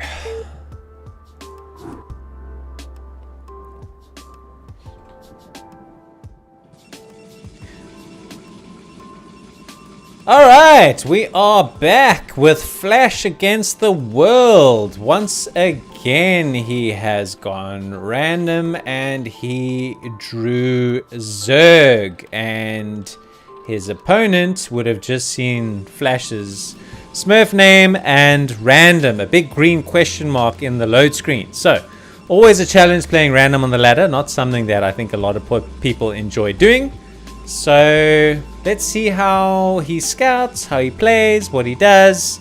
It looks like it's going to be an in-base pylon, so he's going to have to play this one base. Nah, this is the second time this has happened. I think he's picking Zerg. He's not playing random. We don't get confirmation. Unfortunately, the place where we get the replays from, Quell, doesn't tell us if he's picked random or not, but there's no ways that they are just going to pick a forward pylon and do a very standard build against Zerg. Like, I've just cast the game because I'm live on Twitch, hello world, and on YouTube. So I'm doing a whole series of Flash versus the World today. And I've just done one where the where the Protoss did a very standard open versus Zerg. So I'm actually just assuming that he's picking a different race and playing that race on purpose, and isn't playing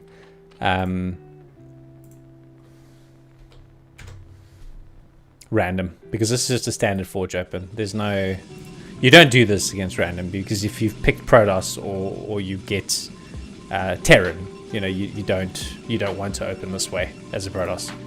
Okay, so we have done our scouting to look for our Overlord. Reinforcing my theory. He sees the drone here, so he knows exactly where his opponent is. Flash is going to go for a overpull, which is bog standard against Protoss. Our Protoss is going to open with a Forge, Nexus, and then Cannon, which is what you do against the overpull build. I honestly thought that this build is not done at a high level. Right, so think about Flash as a 20 at the moment, because he's still getting back into it, a 2500, 2600 MMR player. He would be matching against similar MMR, right? And these players all open Gateway first. Gateway first is the most sort of meta open in this match. And this is the second game in recent time that I've cast where Protoss is opening Forge, and I'm just not convinced about this open anymore. I just think it's at a very, very high level. Zergs are just really, really good at getting ahead and staying ahead, and it's very, very difficult for you to Protoss to overcome that. Don't get me wrong, I see a lot of players like DeWalt and Quark, and like I see a lot of good players that do Forge opens a lot and they win. But you would think against the very best pro Zergs that it's probably not viable anymore. But who knows? A little bit of a slightly early transfer here from our Protoss. Flash is just getting his 3 hatcheries up. Just got 1 ling.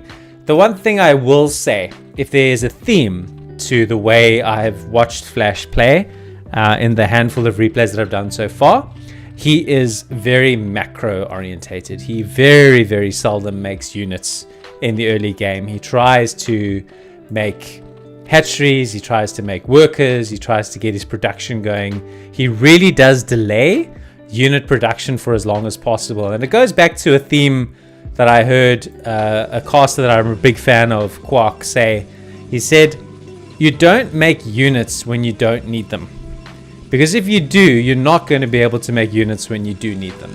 And that's probably one of the most fundamentally wise comments that was made from a mid S-rank Protoss player who streams and has been a coach and a great contributor to the game for a very long time.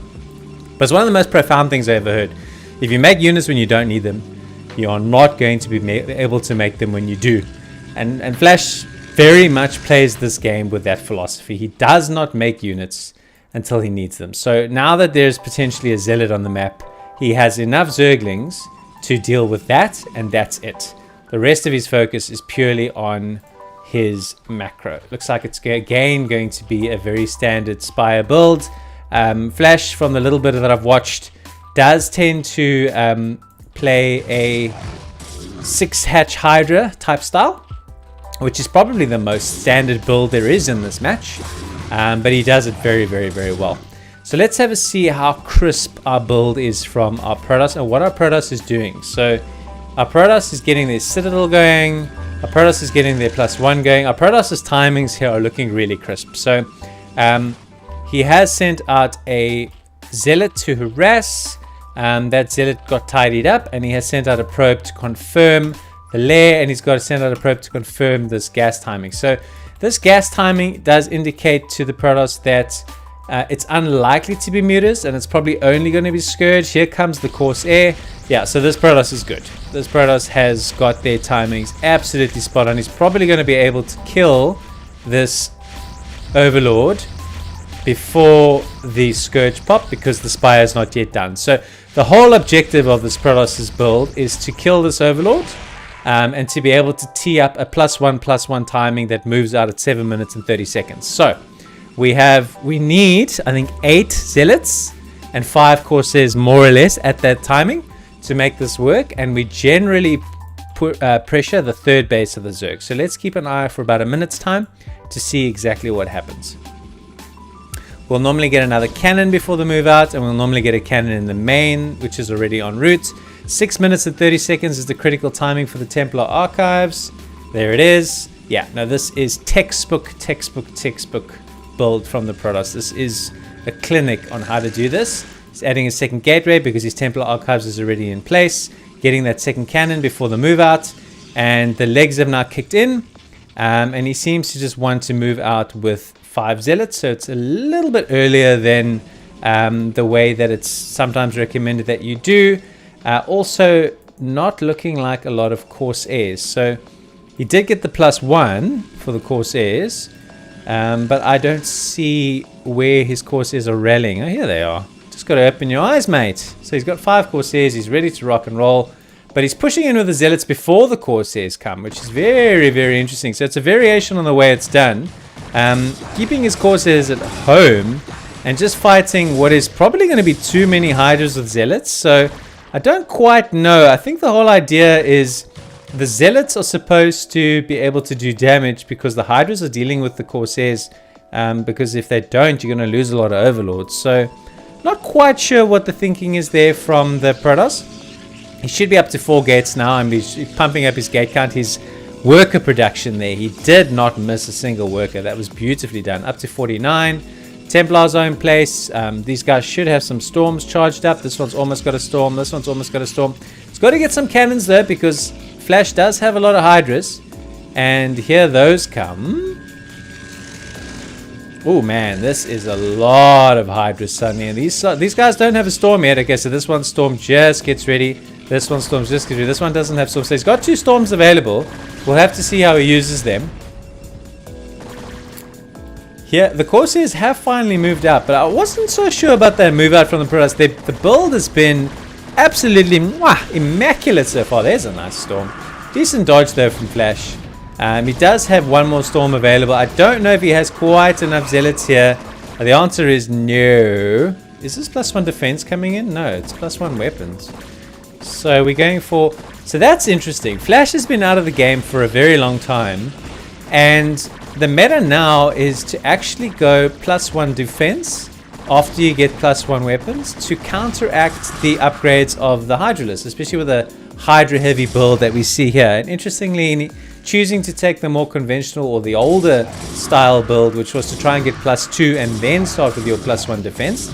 It is a subtle thing. It's not, sort of massive. But it is interesting that the more modern line of thinking against Hydra heavy Zerg builds is to go +1/+1 and then get +2. But Flash choosing another way. Getting a second forge though, so certainly going to be going an upgrade centric style. So 105 plays 77. I think that our Protoss wants to get out and get forward so that he can set up for an expansion. He's got his robo. Where's your observatory, sir? There's your observatory. So he's got... Has he got 3 forges? No, both his forges are in the main. Okay. So he's got 2 forges going, getting his upgrades going, setting up here to take his expansion, keeping Terran busy just with Zealots and High Templars. Until he sees Lurkers, that's probably fine. But you can't just do this with Zealots, surely. He's going to try. Okay, so this... No, here come Hydras. Run. Runs back home. Probably just keeping them busy. Wants to put up a couple of cannons here to establish his third. I don't yet see an observer on there's an observer on the map. Here come Dragoons. Dragoon range is just about to complete. So your 1030 Dragoon Zealot Corsair ball that pressures a base of the Zerg is just about on time. This is also absolutely textbook from this Protoss. So aside from this weird move out ahead of the timing without the Corsairs, I think this Protoss has played a pretty perfect game thus far. Of course, I was talking absolute trash because it's not Flash who's playing Protoss, it's the Protoss. So this Protoss is the one who philosophically doesn't agree on how to do his upgrades. This is a juicy fight there. Nice storm. Corsairs are coming after some overlords. These overlords are moving forward into the line of fire to kind of get killed or to occupy Dragoon shots. I'm not sure. These goons are on hold position. Zealots do come in to take this fight. This is a really juicy engagement. Lovely. Lots and lots of storms here available. Throws down some more on those lurkers. There's about 4, maybe 3 lurkers left. Flash is predominantly drones, right? He's got 60 drones, so really very little in terms of army value here. That last lurker does go down, but Protoss does decide to pull back. I think that was a very, very good trade. I think if the Protoss now wanted to potentially look at taking their 4th and really powering up from a macro point of view, I'm not sure that Zerg would be able to do too much to stop that. A bit of jazz music in the background. Copyright free stream music. It's a nice concept, man. It really is. Alright, so they're fighting here again. I don't like the numbers here for Protoss. I really don't. There goes that dreaded noise of a dying observer, which means the lurkers are going to be a big problem. That High Templar is getting harassed, but does storm and does pull away.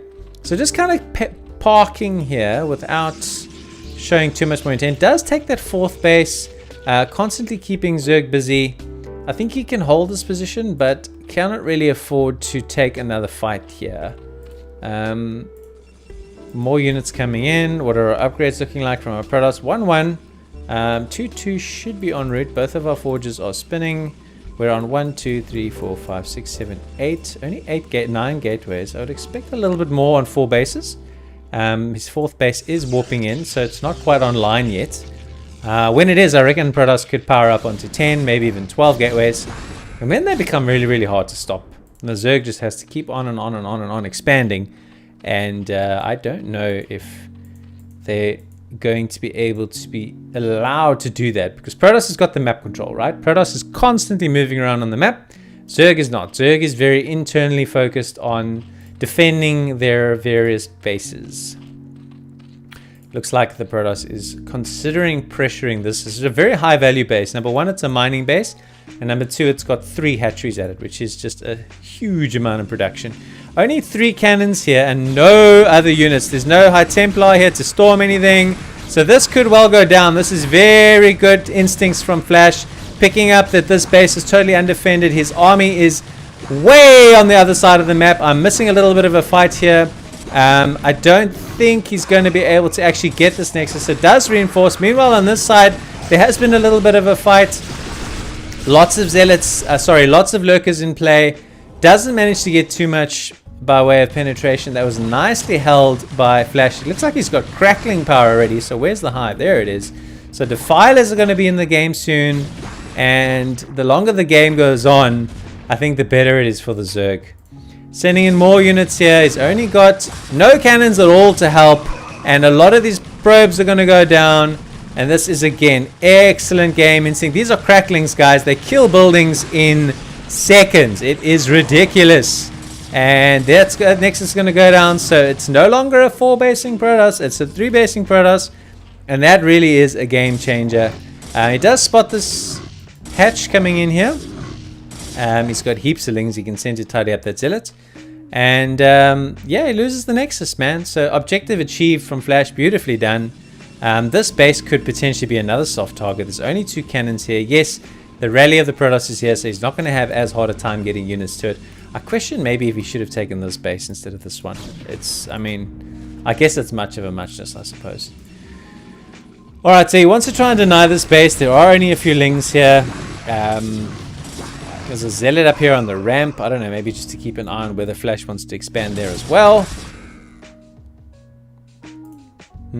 Okay, so it does re-establish the space, getting the Nexus up again, moving his army around. I just think it's very, very difficult to see how and where he's going to break.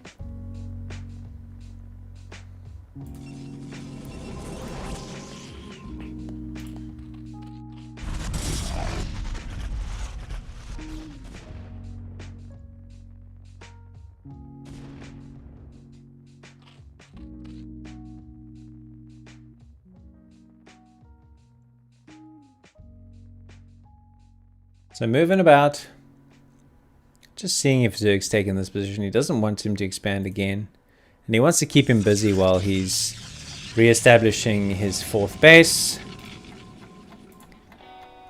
And he re-establishes yet another base of his own.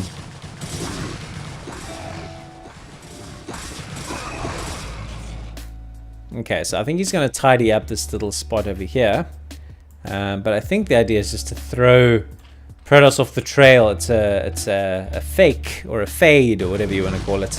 It's not really the base he wants. Also expanding here. I think Zerg is just getting so strong here, man. Some Defilers in the game, Lings in the game. I said it before. If his army's out on the map, there's very little protecting the space. Dark Swarm making things even worse. Look at the power of Cracklings. That Nexus just vanished in a matter of seconds. Absolutely ridiculous. Beautifully done. And yeah, man. Ow. So this base has got a few more cannons, but now he loses this one. And it's going to be hard to re-establish it. So he moves across the map. 168 plays 150. Flash is flooding a little bit of cash. Could probably use some idle lava. Although there's not much there. Put idle lava there. I don't know. Maybe you could do with 1 or 2 more hatcheries actually. There's another one just finishes here. This base. Ooh, okay. It's got a Defiler here. It's got lurkers. There's no observer with this. Oh, there he comes. As I say, there's no observer with this army, but there he is. Hello. How are you? Good. Good. Excellent. So some Lings coming in from this side to reinforce. These drones are coming into an active war zone. Turn the drones around. The drones are not being turned around, but the Hydras, there's lots and lots and lots and lots of them, and they're pretty good against Archons and Zealots. The only thing they're not too good against is Storm. I don't know how many Storms we got though. So there is still plenty, and when I say plenty, I mean plenty of blue that can march across the map. Does lose the hatchery though, which is a little bit tilting. As I said before, I think Zerg could really afford to have a couple more hatcheries here. But is going to tidy this up. These trades have all been pretty good. That was quite a nice storm on the ramp. But he does tidy it up, and the Protoss just realizes, I'm going to lose this base again. Here come a whole heap more units. All my cannons have been destroyed by a counterattack. I'm going to go down. I can't keep my 4 bases going. I can't stop you from expanding. A very, very convincing performance. I've just done back-to-back Flash playing Protoss versus Zerg. And as Zerg, sorry, Flash playing Zerg versus Protoss. And as Zerg, he's showing himself to be incredibly, incredibly solid. These guys actually played each other again soon after this. So I am happy to bring you that game right after this one. So let's go.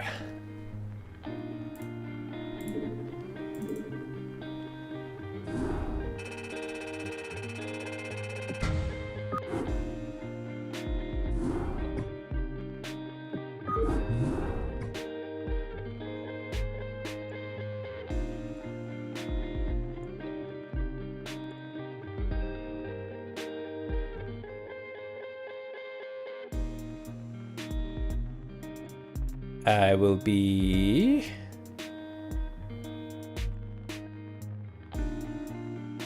back in a second.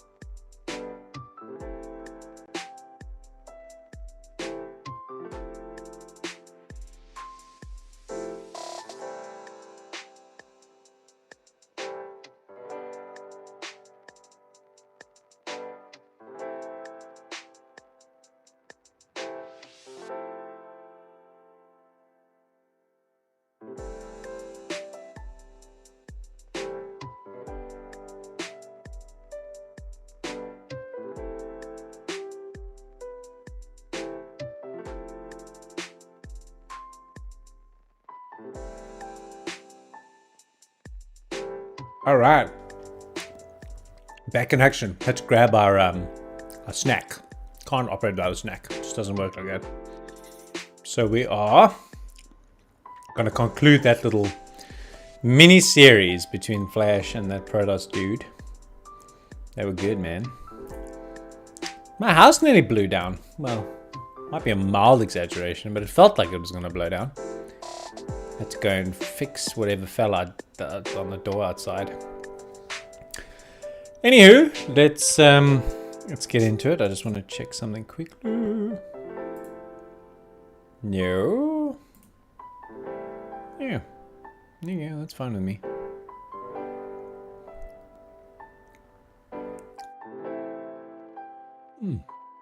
That is interesting. That's quite insightful, actually, I must be honest.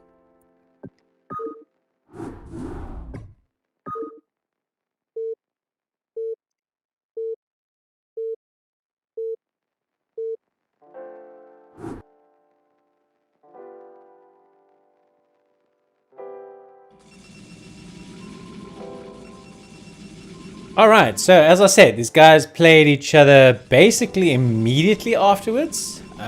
Again, reinforcing my theory that Flash is playing Zerg from time to time and playing Terran from time to time. Not loading up as random. There's just no way that it could be like this, because the Protosses are building and doing all the openings as if it is a Zerg opponent. Okay, so the same guy, we're on Polypoid again. I think that this is a very, very solid Protoss.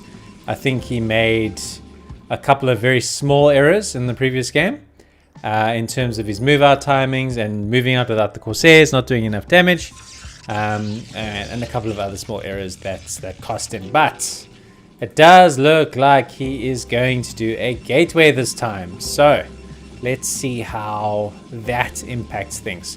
Flash sending his Overlord in the right direction, so he's probably going to end up scouting his opponent first, which is always cool. Yeah, man, let's go. Probably going to be...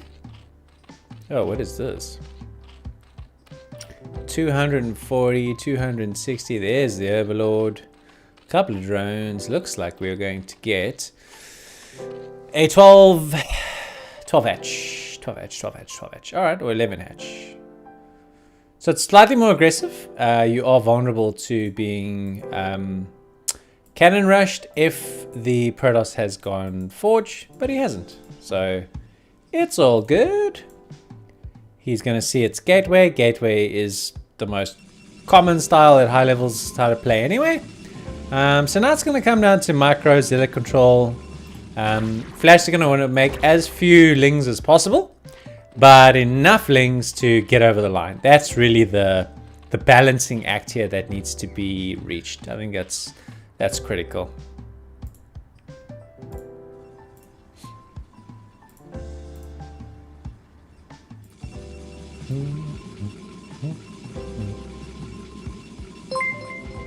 So first zealot is on the ray.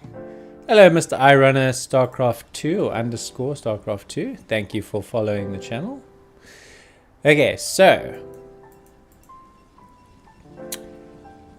we've scouted and we are sending our first zealot. This is going to force out some lings, and because we've gone hatch first, we can't even make any lings. So there's our first 2 sets of lings coming.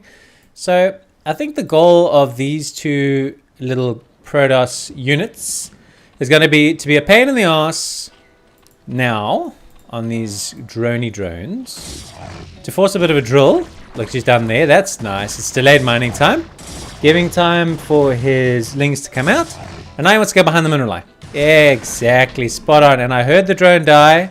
The probe got the job done. The final shot from the probe getting the kill. Good job, mate. Excellent. Really good. Okay, so that zealot's going to die, but he's done his job. He's forced out a number of lings, which is what he wants to do. But Flash, being very calm and a very macro-oriented player, figures, you know what, I probably just need 6 lings.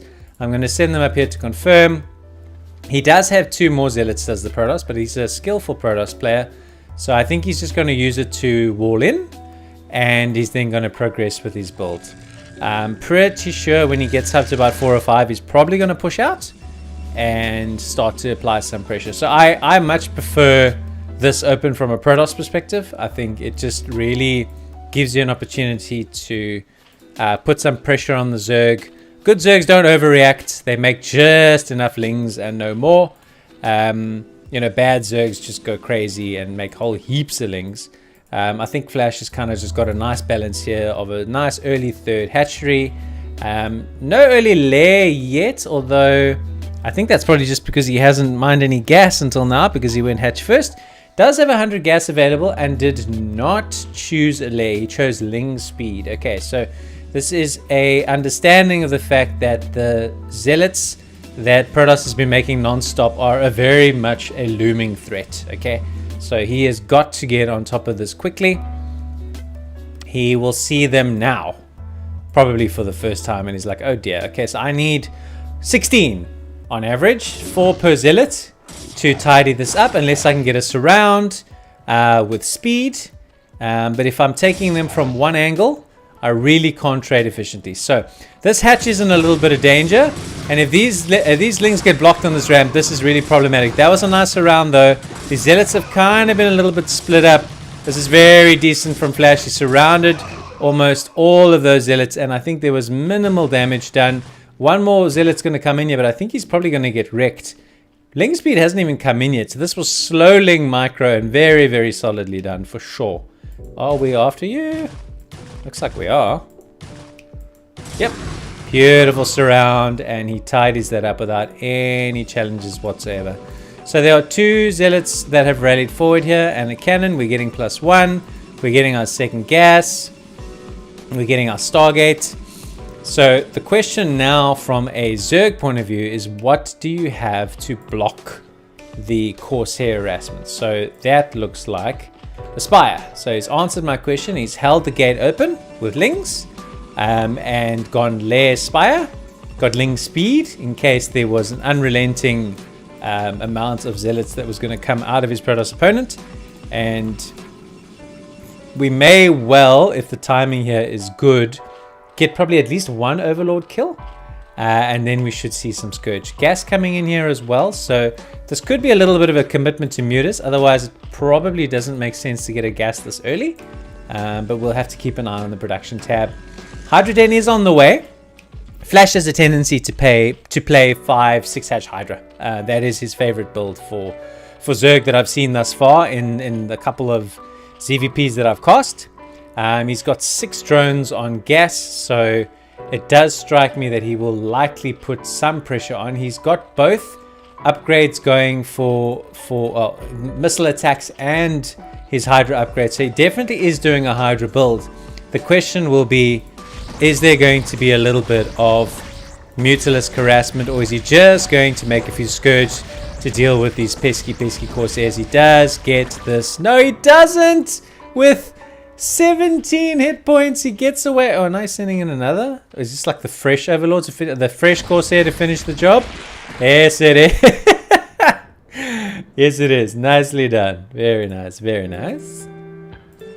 Okay, so we are getting in another cannon, and we are reloading.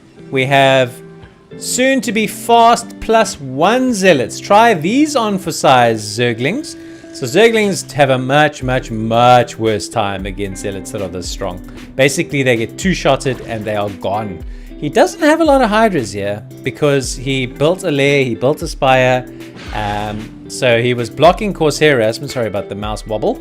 And there's no sunken here either. So this base is in serious danger. This is why so many Protoss players love this gateway opening.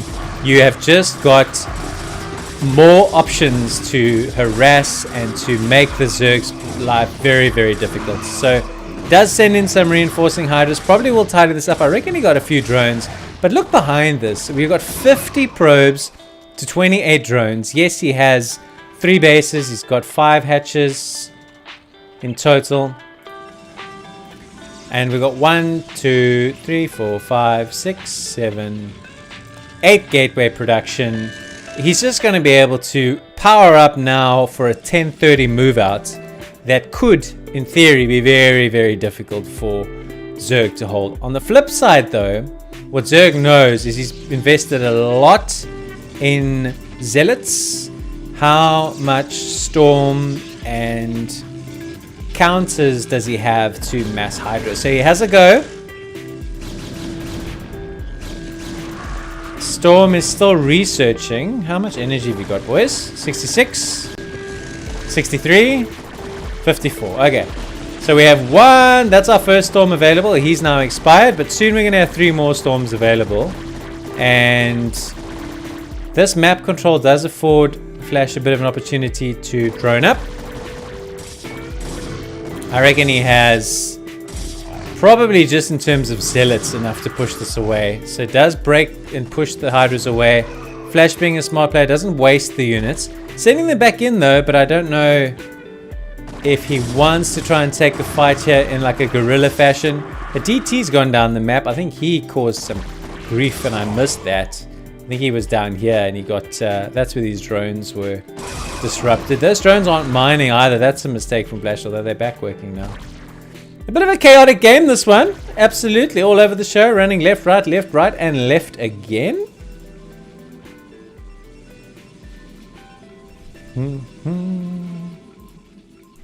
Got one Scourge there for, I don't know. Ah, the mutas have arrived. That was a nice storm though. Very juicy indeed.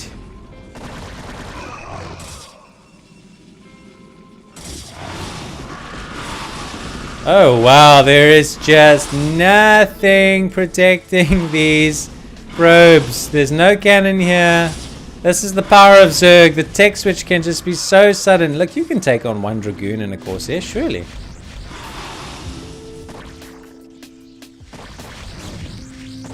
So the Dragoons are probably going to do... does he have... Okay, so he has 1 cannon here. And a lot of his workers are here too. And he's got that 1 cannon. No cannon at the back. That Corsair does get tidied up. He's probably going to have to send a few Dragoons up. Oh, he's losing... He had 48.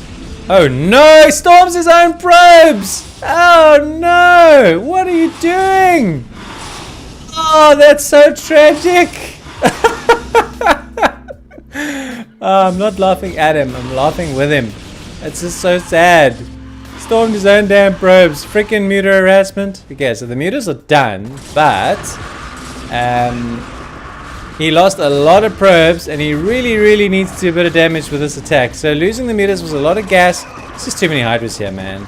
I mean, he's got 1, 2. He needs to storm. That was a nice storm. He needs to storm again, though. And there's plenty of hydras here still. This is a bit of a wall. Difficult to break. No suncomes or anything behind it, though. But does have the power, defender's advantage. Able to reinforce consistently. This game is just chaos. And... Flash taps out. Just too much Protoss. Couldn't hold that. Just trying to be and do too many things. So that little mini series ended 1-1. But what chaos, chaotic games that. That was a lot of fun, guys. Rabbidroo, you can subscribe to the channel if you're interested in Flash, because I'm doing a very long protracted story following his return to Broodwar. I will be downloading and streaming live his latter games for as long as people are interested in it, really. His return is hype. I'm enjoying watching him play. I'm enjoying the commentary. I'm enjoying doing it live, having the opportunity to interact with people and doing it in a very chilled out way. So if you do want to join me on my live stream, subscribe to the channel to see it on YouTube. Come find me on Twitch, whichever you want to do. I'm Rabbidroo everywhere. So yeah, man. All right, take it easy. We'll see you soon. Cheers.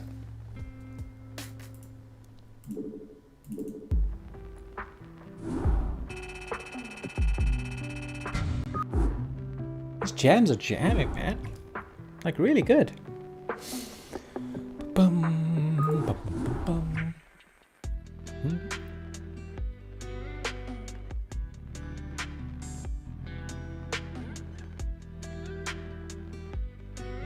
I don't want to do.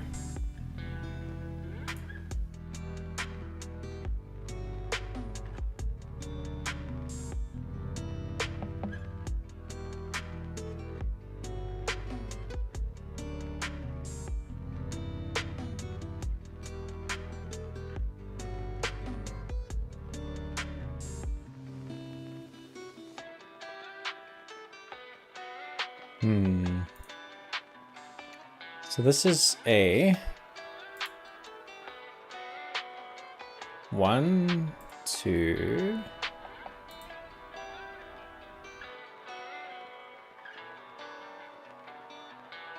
One, two.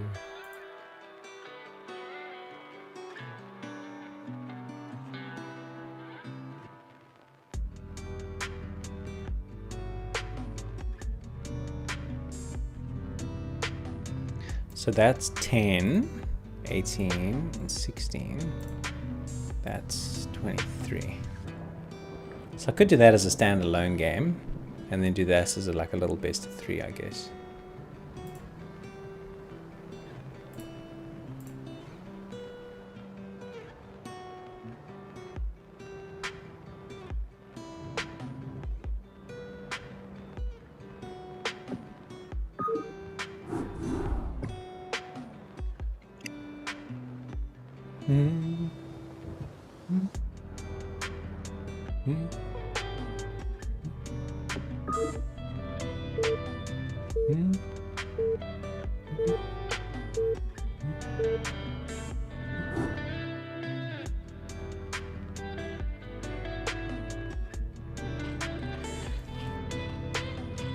Hey guys, it's Rabbit here, and we are live on Twitch and YouTube with this series of Flash versus the World. Yes, the best to ever play the game. He is back. He is playing on the ladder, and he is playing against the entire world. Everybody wants a piece of Flash.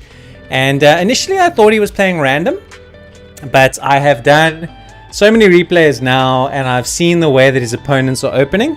And there's no ways that he is random. So he's choosing to play Zerg sometimes, and he's choosing to play Terran sometimes. So here he is loaded up in the red on the top right of Polypoid as Zerg, and he is playing against a Terran under the Smurf name Famous to brackets whites. So we're going to see a supply depot here. Again, proof that he's not spawning as random. You don't do this against Protoss, you don't do this against Terran, you only do this against Zerg. So you create the wall, the barracks goes here, the other depot goes here, and then you don't really need a bunker. You can build the bunker a little bit later on. It's unique to this spawning position on Polypoid. I think I've mentioned that in past casts, but nonetheless, so Flash deciding to come back, and he's played almost as many games as Zerg, as Terran. He's kind of split it pretty close to 50-50.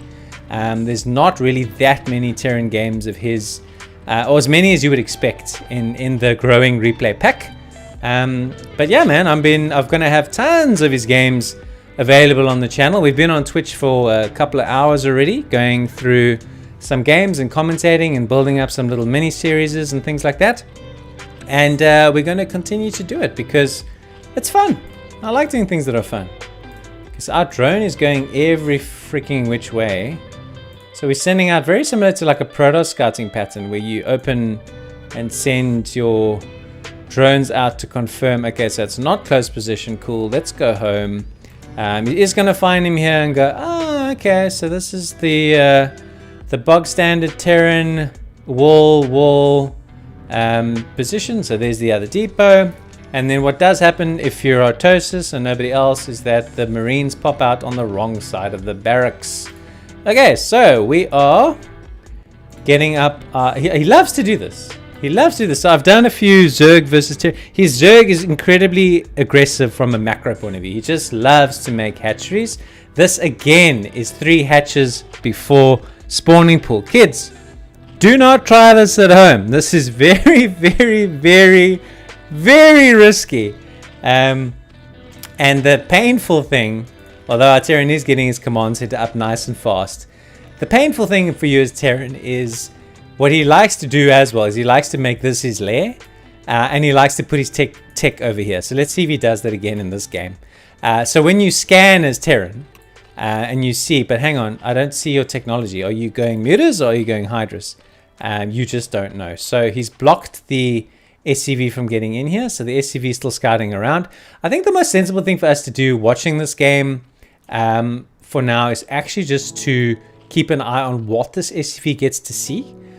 because it really is quite telling. So you can tell. I think if you're the Terran player here, you've got to be suspicious. Like in a regular game, what is there to block you seeing, right? Do you want to see the layer timing? Okay, maybe you want to show them the layer timing, or maybe you don't want them to see the layer timing. Who knows? Meanwhile, behind this, the Terran is building a factory, so it looks like we're going to get a meching Terran. So this is really going to be quite a spicy meatball.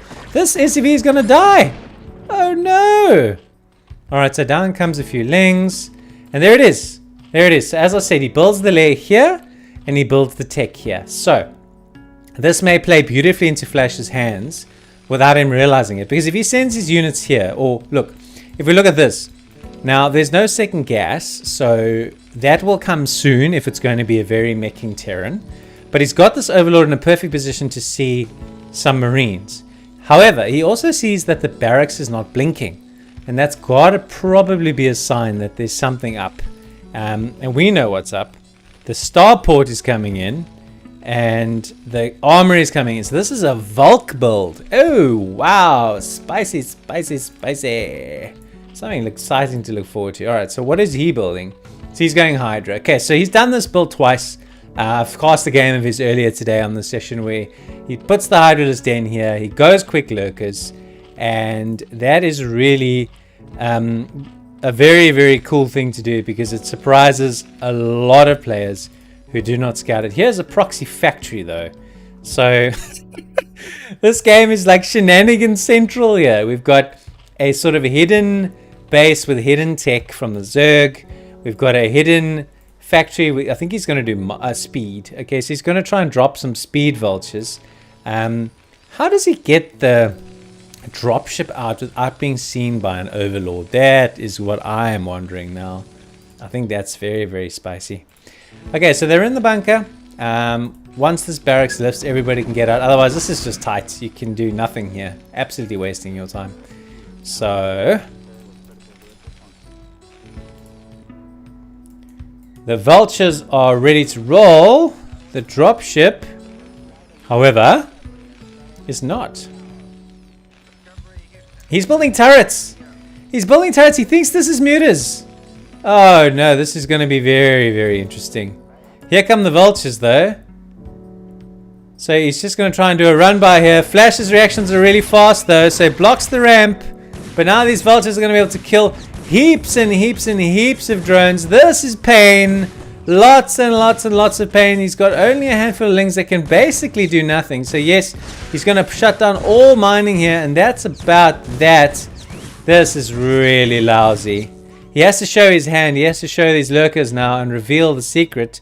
Meanwhile, I have not seen if our dropship has gotten out of here. A Valkyrie is on the way. Where the hell's our dropship? Dropship, where are you? I think he's changed his mind. So it wasn't a drop. It was just to try and hide the vultures.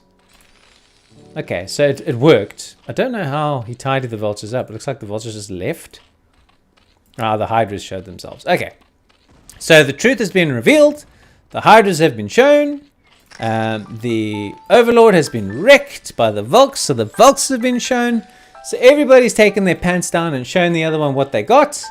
And on we go to, oh my gosh, look at the hive timing on this. This is absolutely crazy. So this build just skips spire entirely. He builds a queen's nest and that's it. He does not make a spire. He does in the late game maybe make a spire.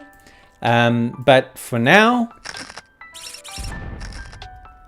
and our Terran is just laying mines and looking around.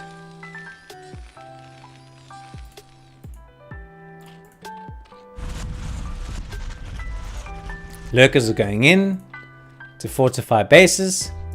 I think Terran wanting to go mech here. And it isn't mech, it's a fast Vulk. So it's actually a bio Vulk build. I think this Light invented this build. It kills a lot of overlords.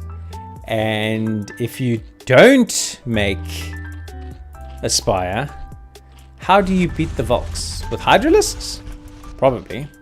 But if you've got Hydralisks, how are you going to fight against the Marines and Medics and Firebats? That's probably the Lurkers. So it's going to be interesting to see how the compositions in this match shape up.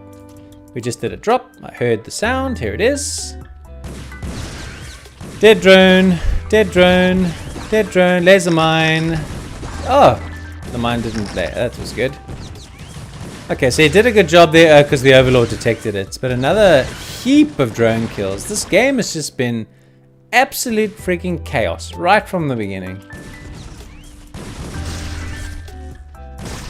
So one lurker is in play here, able to do some damage, able to get stuff done.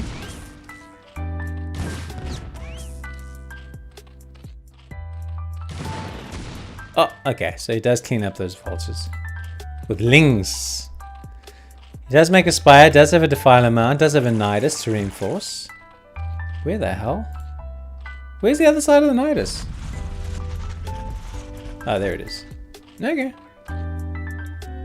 So he's able to sneak his units out without being seen to be sneaking his units out. Dropship is here. Hasn't scouted this proxy factory yet. Oh my gosh, here comes the Terran. With his bio ball, marine medics, what's his upgrades? 0-0, wow, okay. 1-1 should kick in pretty soon. He's probably going to stem up. He's got to face what looks like 3, maybe 2. 2 or 3. Lurkers. I don't like this.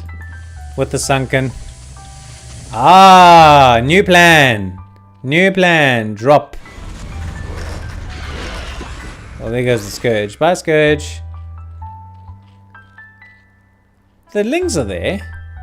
But I don't think you should really worry about that. Sending out some Volks to maybe go and hunt for Overlords. These Volks are going to see what's going on in this base. So they're not going to see these lurkers because they're burrowed. But he's going to see the hive. He's going to see all the tech. He's going to go, ah, so this is where you built your base, is it? Okay, very nice. So this is kind of a soft contain. Early warning. I hear drops. Slow drops? Are we going slow overlords? Where's the slow overlords? No, man, it was the nidus. The nidus makes the same noise as the sax. Anyway, we are trying to establish another base here as Flash, and as Terran we are trying to stop that from happening. I'm feeling like the Terran is wanting to tee up a big attack here, but the supplies are even. I honestly don't know how Flash does. Well, I do. He takes 3 bases before freaking spawning pool, so his macro is just so strong. But it's insane how hard it is for the Terran to get their supply ahead. Trying to set up a third here. I think if Flash gets a whiff of this, there will be some lings incoming. He has to have some Scourge around here to spot. Are these Scourge going to fly over and see this? No. That's going to be out of range. They've got terrible sight because they're blind. Alright, so. This is so many lurkers, man. And there's a defiler right here. Probably just going to radiate though. Okay, so, well. Double Dark Swarm with a noise, which is a great noise, I think. Oh man, this music is so relaxing. I hear seagulls in the background. It's beautiful. Absolutely beautiful. Alright, so they're being chowed. All these mines are going to get tripped. You know, that's fine. You don't mind trading the lings for the mines. It's the valuable units like the ultras and the things that you're planning to make a bit later. You see he's doing improved ultras armor. So he's planning to make ultras. So you don't want those to die to mines. You don't mind if lings do though. Here's a wow. If because of the colors, I actually thought they were hallucinated, and then I was like, oh wait, no, you can't do that in this match. Okay, let's go. Let's go, let's go, let's go.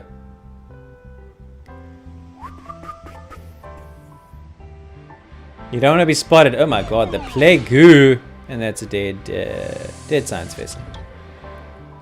So the vessels are the dropships are picking up plagued infantry units. And the defilers here are kind of just waiting for this. So there they go. They're going to be very, very easy to pick off. And it felt like more units should have come out of there than actually did.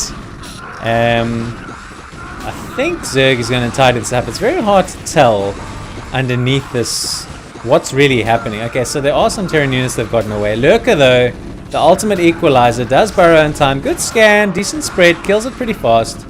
Oh, here's another couple though. Okay, so these lurkers are going to tidy this up without too much of a headache. And yeah, look, again, Flash is ahead on supply, he's ahead on workers, he's ahead on bases. He's having a good day. And no matter how hard this Terran tries to change that, it just feels like there's just too much Zerg. I love that noise.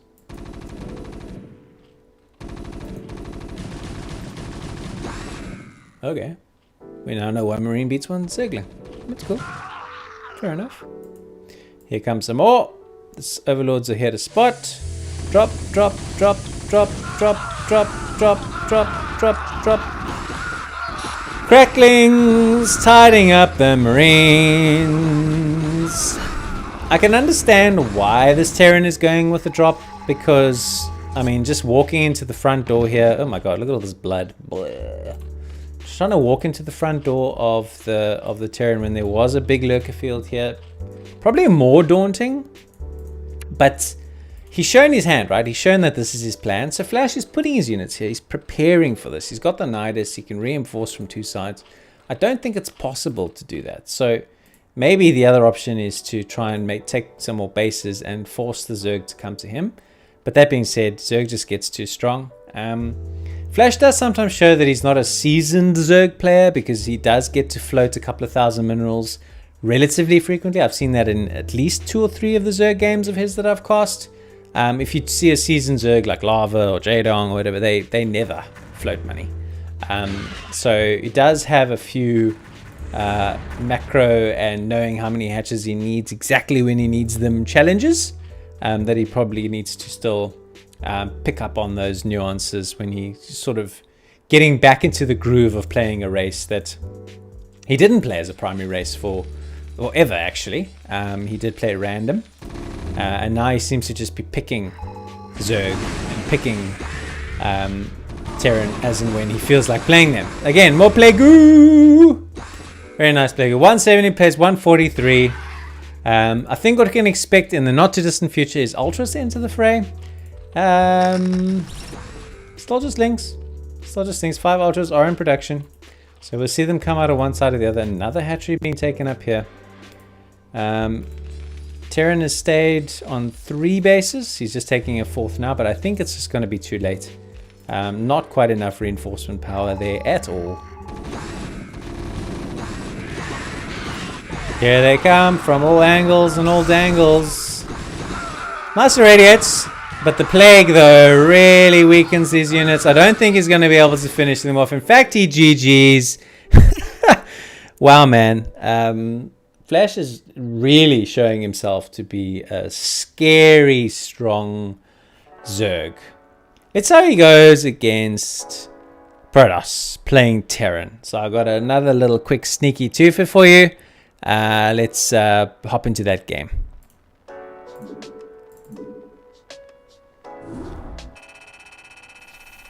$300 versus 333 APM. These guys do not sleep at all.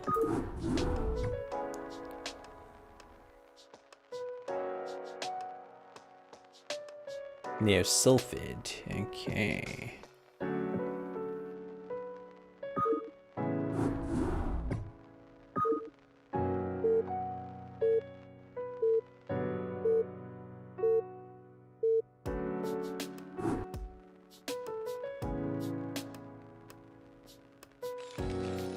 Alright, so we are still carrying on with our World versus Flash series, and this time Flash has chosen to play Terran, and he is playing against a Protoss Fox CP3. I've got no idea who this is. We're on Silphid, as I've said. We are following Flash's return to the game of Broodwar. We're gauging how he's improving, we're gauging how often he's winning. And yeah, we're just having a good time, man. Yeah, we're live here on Twitch and on YouTube. This is probably going to be the style of the channel going forward, so you're always going to see my face. Hi! And I'm always just going to be super chilled, playing some music in the background, watching some games, and calling some comments. So You know, I think for now, the world is just super interested in the return of Flash, so that's really going to be the player that we follow. But there's tons of other pros that we really enjoy watching. You know, Snow being my favorite. So we can certainly go back to and have some days where we cast other players. So let me know who you'd like me to cast when all the hype and fuss about Flash eventually kind of dies down. Okay, so we are sending out our probe on Gateway. It's probably a little bit early. You tend to scout on Cybernetics Core, or even 14 Pylon, or even if you're trying to be super economical when you drop your Nexus. So scouting a little bit earlier on Silpher does seem to show some sort of intent from our Protoss player. Let's see what he's planning to do. Sees the racks on the low ground, very typical of Flash. Tries to always get a quick expansion up, tries to always be economically aggressive. He's one of the most economically aggressive players I've ever cast, and just consistently so. Like, that really just is his style of play. All right, so gas is on the way, so there's no chance of you stealing any gas. A mana pylon, okay. And he has trapped exactly 0 SCVs, so I don't know what the mana pylon is supposed to achieve. I am left wondering. Perhaps it's just to preoccupy the Marines while the Zealot comes across the map. Problem is there's no Zealot coming across the map. There he is. Okay, so he's there. Alrighty, Mr. Zealot. Does the mana pylon help you in any way? I don't know. The mana pylon wasn't cancelled. Against Terran in particular, I have my doubts about mana pylons, guys. I really do. Like, what? What does it do? Tell me. I want to know. Alright, so what it does do is Bob the Zealot has come up here and gotten in. Okay, so that's a nice little bit of micro going behind there. Here comes the factory, so that's all normal. Right. And this is just about dead. And no Marines got really blocked from mining anything. So he's got 3 Marines. His next unit that he's sending across the map is nothing. So he's making a Dragoon. He's getting range. Looks like a 27 expansion, or that's what he's building up for. So I question what this achieved. I really do. You spend 100 minerals on a pylon that you then lost. I don't think you delayed much mining. You didn't delay the factory. And you probably really didn't delay the command center, although he would have built his command center before the factory without the harassment, but you don't have a Nexus. So, I mean, okay, your Nexus starts at the same time as his command center. So, I like his position, Terran, here in this case. We've got similar work accounts. You know, as Protoss, your whole idea is to pull ahead and stay ahead. And so far, that has not happened. We have 1 goon. Hello, Mr. Goon, and we have 2 goons. So we may send our goons across the map now, knowing that the factory timing was slightly later, although a vulture could very easily slip onto the map. 1 is in fact on the way, along with mines. So do we send... Oh, we're sending our Marines across the map. What's going on here? What are we doing? Okay, well, there are no threat to these 2 Dragoons, especially when the range kicks in. This is a very fast citadel. Okay. Looks like we're going to try and do a quick DT to see if Flash has ensured he has detection. There is that citadel. Range still on the way. Second gateway on the way. Nexus on the way. Here comes a vulture and a roundabout type mana. Another vulture laying some mines. So just getting... this is just very standard. The problem is if Terran goes mines, your DTs can just walk straight into a mine. So yeah, it does come the Temple Archive, so it is going to be a DT rush of some kind. The question we got to ask ourselves, of course, is what is he going to do to see these mines?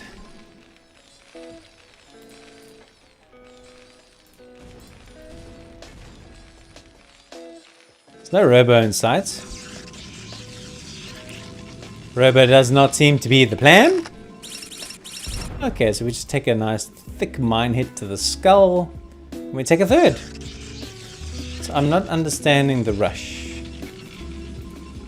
So we are skipping Robo, but we're not rushing DTs. Ah, here come the DTs. Okay. Question I'm asking myself is, are you expecting to walk these DTs up the ramp?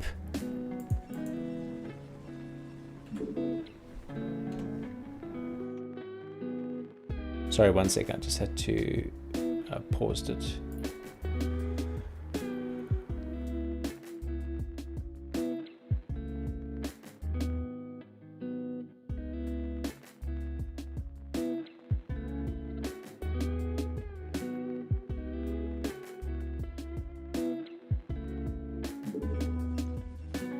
So are we expecting to walk our way towards these,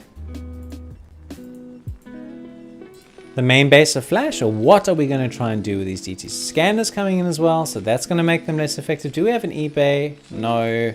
I guess, do we really need one now? Probably not. It is a very fast academy. Oh, wow. How? How did they walk there and avoid tripping that mine? That is so lucky. And you got to admit, though, he did go and bomb the mines here with these goons. He's taken a third, so you're not really going to... Don't tell me he's going to get this lucky. He's not. Oh, so he must have heard the noise.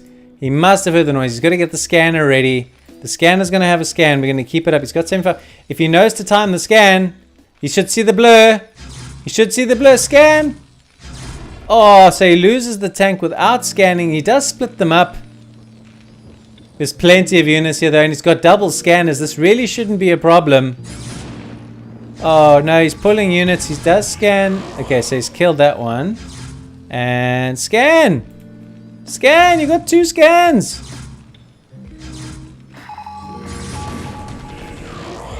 Okay, so that's that. What is all the fuss about? Here comes the DTs. Didn't do the damage he was hoping to do.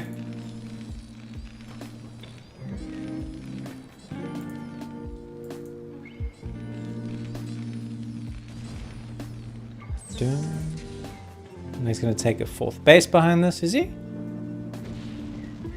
Oh no, he's got siege mode. What is the Protoss doing?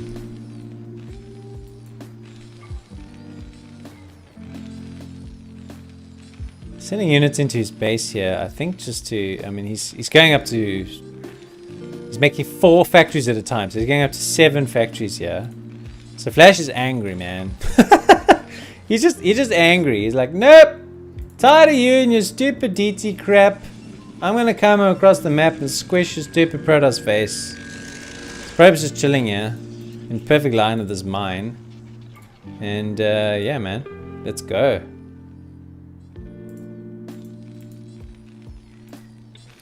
I reckon Flash is going to... He's got 2 shops, so he can make 2 tanks at a time, and he's just going to make a whole heap of vultures. Let's go. 4 goons here. 6 goons here, so 10 in total. A couple more along the way. So is he going to gear up to push? We don't have an observer. We have one now. Well, at least we have the means to... We're making a shuttle out of our... Okay, there comes our observer. Your nice 9-minute and 30-second observer going in to have a look at what's happening in the base. Alright, so here comes our Terran. He does flank here though. He doesn't need to siege up. I don't think he really wants to siege up though. I just don't think he has enough Dragoons. There's a mine which could theoretically be dragged, I suppose. He's killed all his goons. That's going to be the end of it. So a very, very, very strange game from Protoss here. I don't think it was much a case of Protoss winning it. Much a case of Flash winning it as it was Protoss losing it. Just an absolutely rubbish build. Skipping Robo. Trying to do a very, very delayed sneaky DT. Which Flash was able to hold with very regular scanner timings, by the way. So just an all-round bizarre game, and yeah, I think Flash gave this guy a very, very solid hiding. I don't even know why he's still in the game, but he should be exiting or GGing momentarily as Flash sieges up on his front doorstep. Okay, so not the most exciting one, but if Protoss does do stupid crap to Flash, Flash is just going to give him an absolute smack. Alright, so that is the end of that one.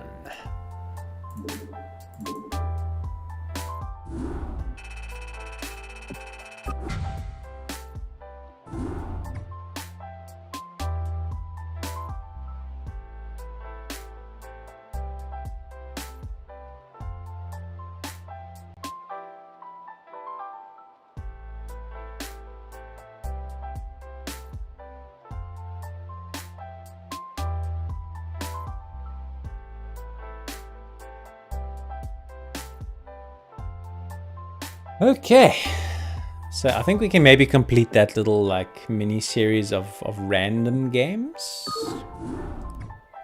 So the game that's afterwards is also just someone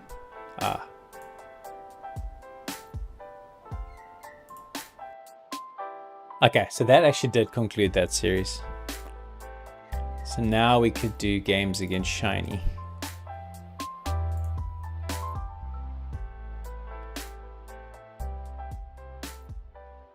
If we wanted to.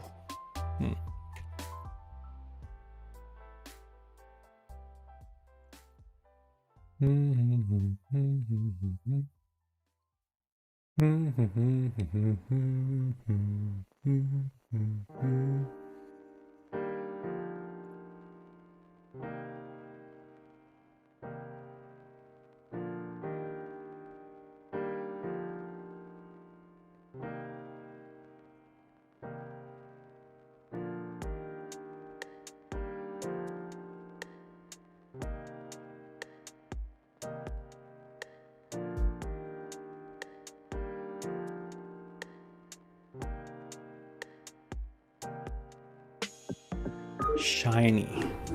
It's like a villainous dude, actually.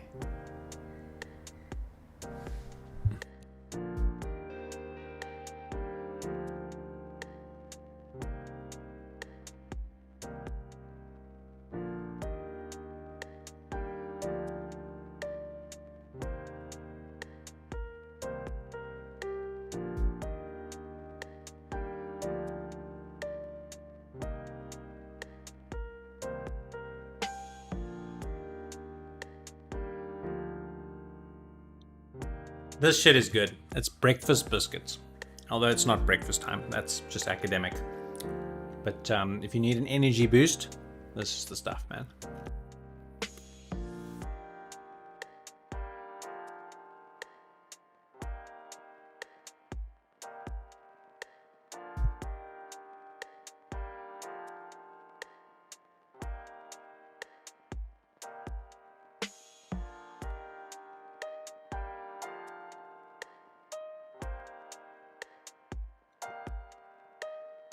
All right.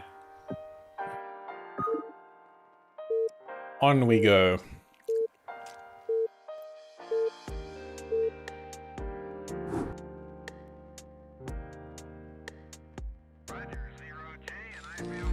Hey guys, it's Rabbit here, and we're continuing here live on Twitch and on YouTube with our series Flash versus the World. So we know him, many people love him, it's awesome to have him back. I've been covering a whole huge series of the ladder games that he's been playing since he returned a week or so ago. And today he's playing in his normal Terran. He's been mixing it up, he's been playing a lot of Zerg. But he's playing Terran here against Shiny, who is a bit of a villain. Somebody who people are not a fan of. He smurfs a lot, plays a lot of pretty cheesy type style, but he's certainly going to be put to the test against the world's best ever player of this game, although he's probably not in the best form as of yet because it's going to take him a while to get back there. But here we go. So it's Flash versus Shiny on Polypoid. So looking forward to getting into this. So it's a new style, right? You haven't seen me around maybe on YouTube for a little while. I took a bit of a break, and I decided if I come back, I just want to do things a little bit differently. So it's not just me recording singular or batch recordings when I have the opportunity. I'll go live, I'll put the webcam on, you can see me, you can come hang out with me live, obviously if it works for you in terms of your time zone. And we're going to do some games of fun players. So obviously the hype and the interest in the world of Brood War is going to be around the return of Flash. And so here he is, and he has actually gone commands. No, he hasn't. I'm talking crap. So he's doing this polypoid spawn specific double depot racks wall, and Shiny seems to just be going with a regular 12 hatch, which is a very common open in this particular match. So scouted now by Flash. Off he goes. Gonna come and have a look. Pretty early gas. Pool on the way. So this probably, just based on the way it's presenting, is going to be a muta open. But we'll see on the layer timings and all the regular things how exactly things do pan out.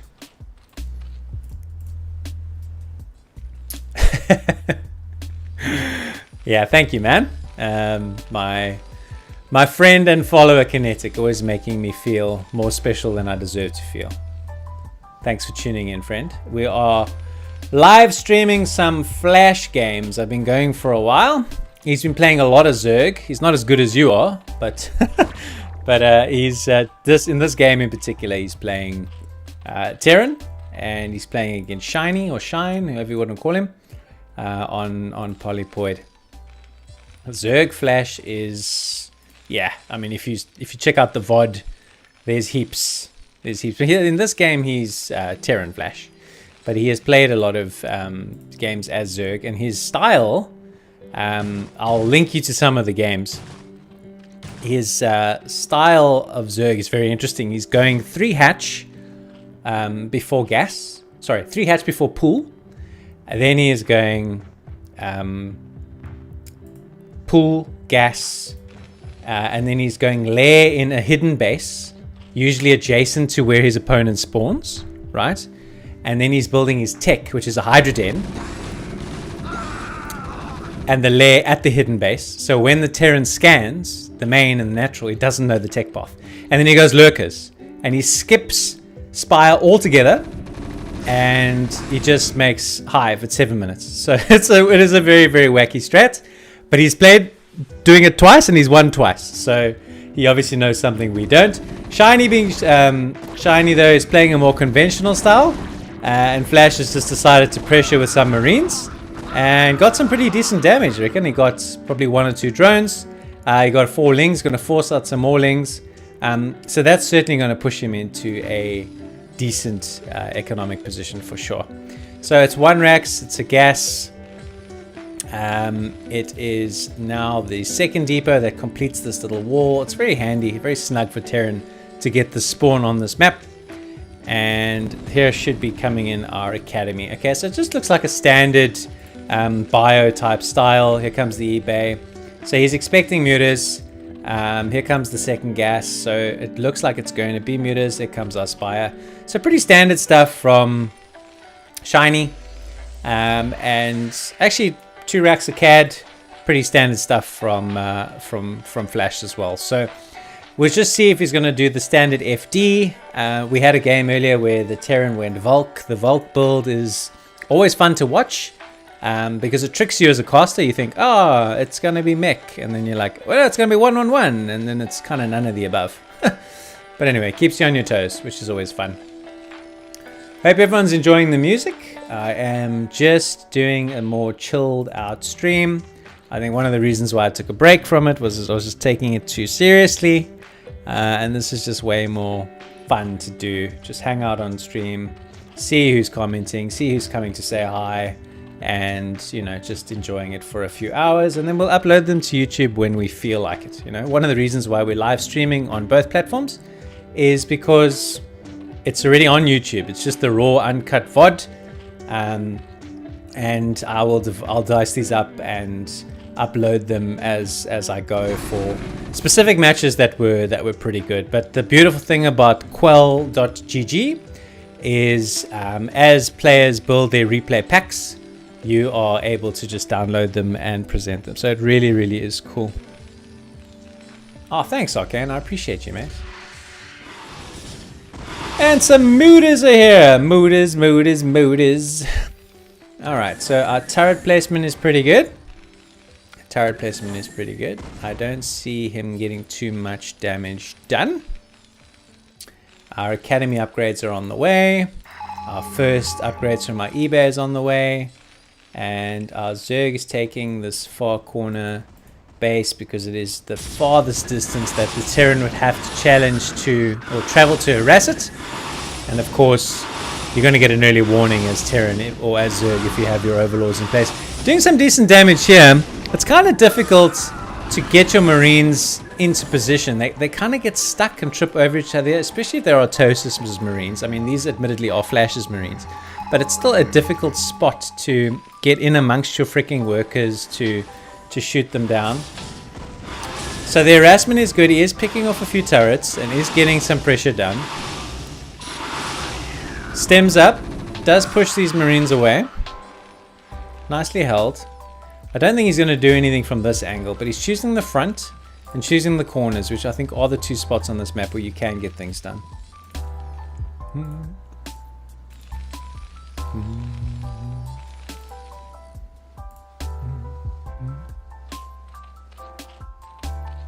I forgot to load up on my water bottle before this stream, this particular game started. I think I might do that for the next one. His meter harassment is very good, I must say. As much as Shiny might not be everybody's favorite player, his meter play is really solid. He is, however, on 23 drones, and if he doesn't transition quite soon, I start to have some concerns about where he's going. He's killed all the turrets that are defending the barracks, though, which is handy dandy. But he's also potentially moving into all inland here very, very soon. Getting 4, 5, wow, 5 SCVs from that harassment. Killed a lot of Marines. Probably getting really, really annoying. Problem is, with all this happening, Terran's progressing with their build. Zerg is not. Zerg is literally just Lair Spire. They don't even have a Hydra Den. Lurker aspect's not even on the way. It's very, very, very, very all in.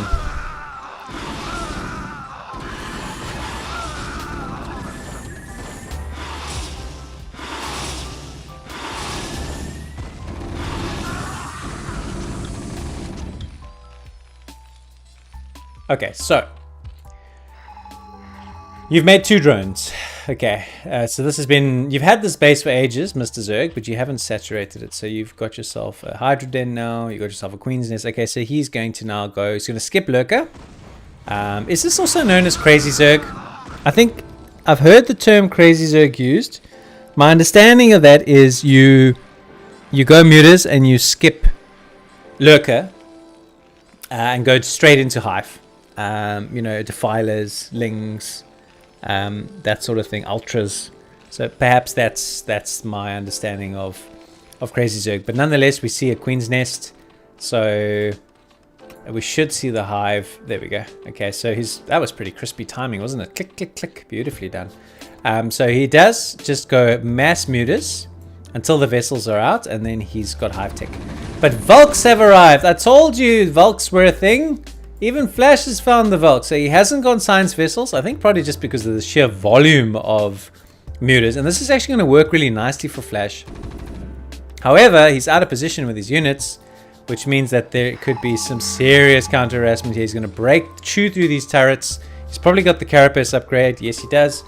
So let's see how we go. So kind of caught in no man's land here. There are 3 Vulks, a lot of bio pulls away. Where is Flash going to go pressure? That's the big question.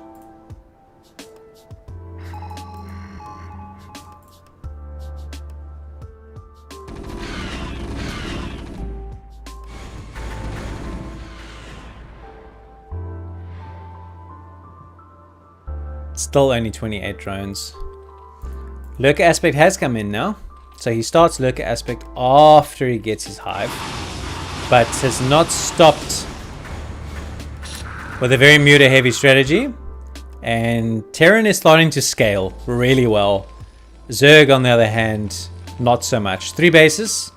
1, 2, 3 hatches. It's basically 3 hatches. We've got drones that are there that are not working. I think Zerg is going to start to struggle very, very soon, if not already.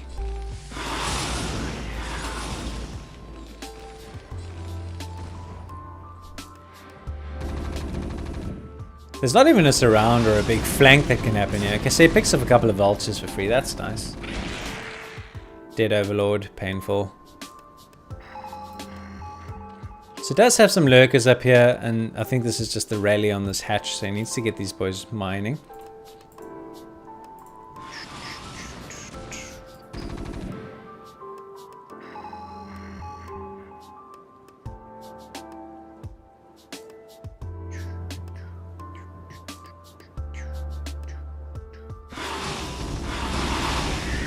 Oh no, split! You gotta split! He gets the vessel, but how many?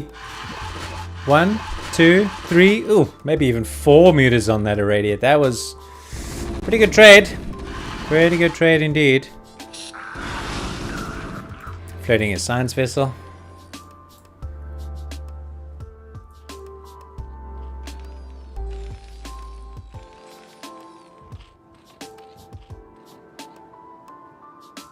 Looks like Flash is now teeing up a press of this natural. Now look, this natural looks pretty hard to break. That's a ton of lurkers. That's sunkens. I don't think it's a good idea. Maybe it's just a soft contain there to block reinforcements, because then he can pressure this base. He does have to come up a ramp with 3 lurkers there, but I think understanding that this could well be a problem. Is he gone double hatch?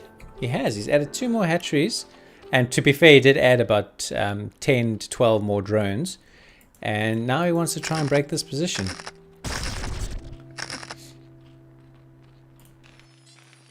Flash expanding behind this soft contain. He's got a 3rd here, going up to a 4th.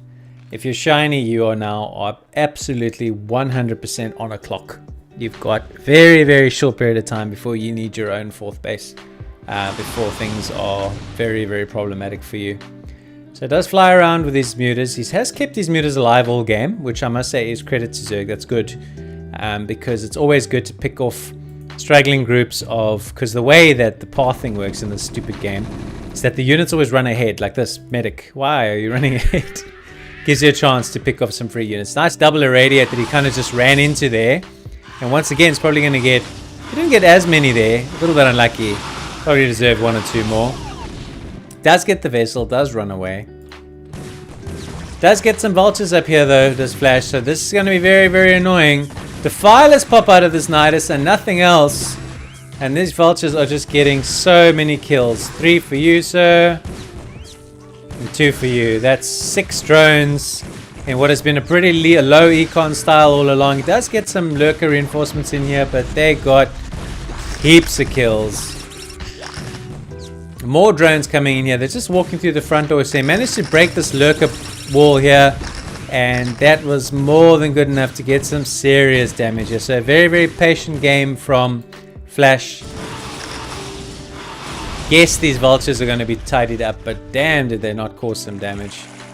Just pulled all his drones to the gas. I just think to make sure that these vultures were finally tidied up. And here comes the big blue death ball of Terran.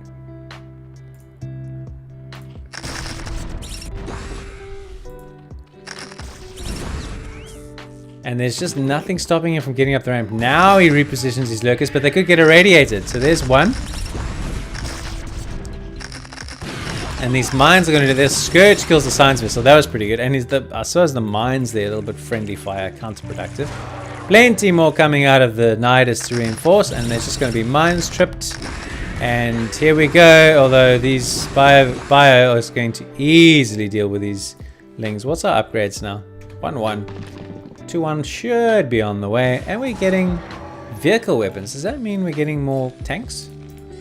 Well, yes, we're doing a full mech switch here, girls and boys.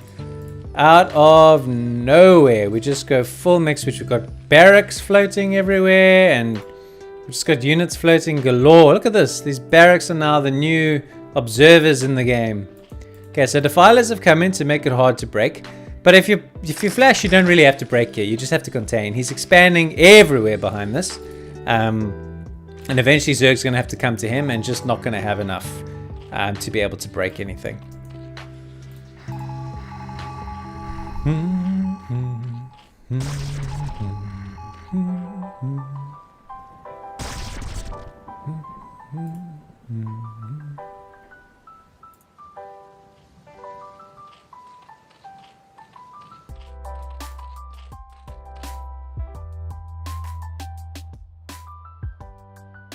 Mines. It's a funny thing about mines. You trip 1, you trip 12. There's no like, I only need to blow up 3 to kill all these links. Nope, we'll just all explode on each other. It's all good. Fun times, man.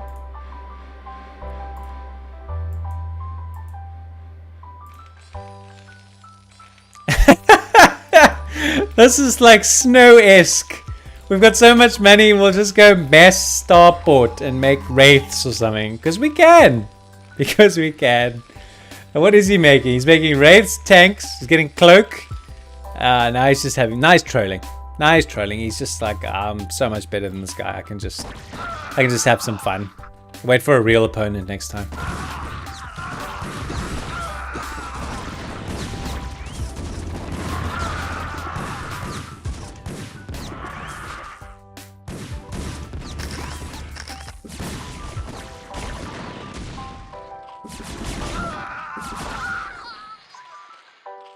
Yeah, maybe he's freeing up supply. That's my theory. Because here come the wraiths. It's so fun. In full force. Wraithman does whatever a Wraithman can. That's beautiful. Beautifully done.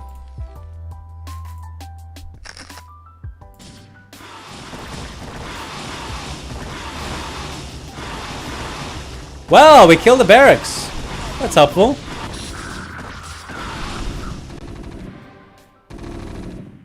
Here come all the tanks. Now he's going to try and break this position, and he's going to try and hold this position with Hydras. That's going to be the end of your mutas, friend. He's not shown the Wraiths yet. The Wraiths are the best kept secret in this game so far. Where are your Wraiths hiding is what I want to know, Flash.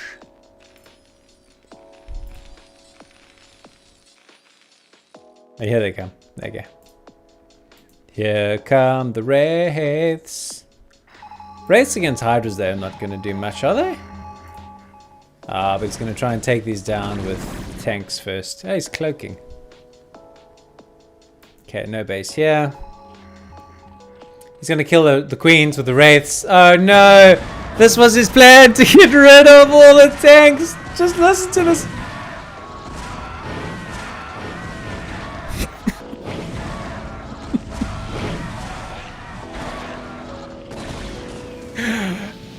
I'm definitely going to clip that. That is going to be... Yeah. I will find that in the VOD and make a short out of that. That was the demise of the queens. So sad. Oh my god. Oh. Too funny.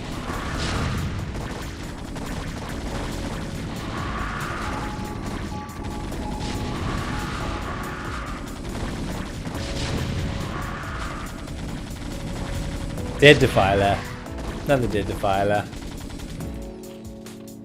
Did you hear the amount of queens that died there? Oh no. He's getting his revenge on his Wraith brethren.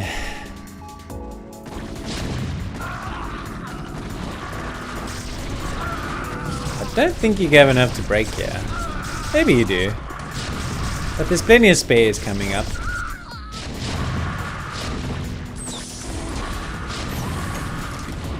160 plays 123. Got heaps of bases. Life is good.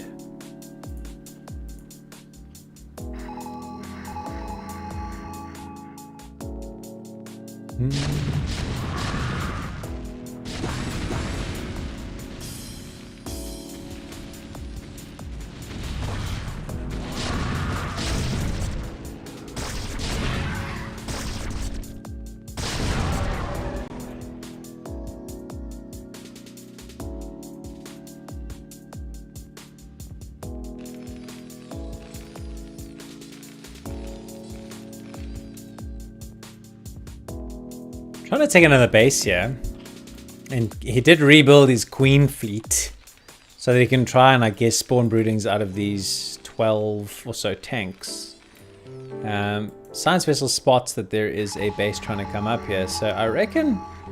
Oh, there's even more tanks over here. Wow, okay. So Flash could very well pick a spot to try and pressure the Zerg. He's maxed out now, so he's got to keep attacking and trading. He can reinforce almost unlimited at this stage. I love games with a mech switch, I really do. Mid-game mech switch, there were Volks, there was everything. It was almost everything that can be done was done in this game. It's fantastic.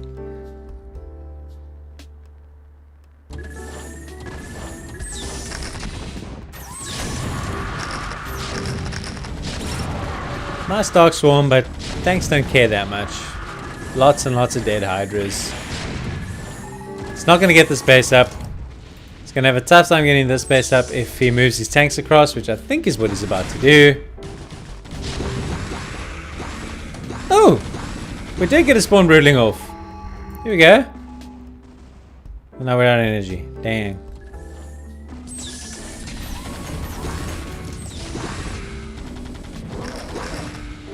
Now the question is going to be how long.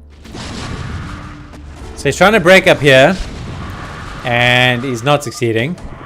And he's about to get smashed over here. So he gets broken. GG!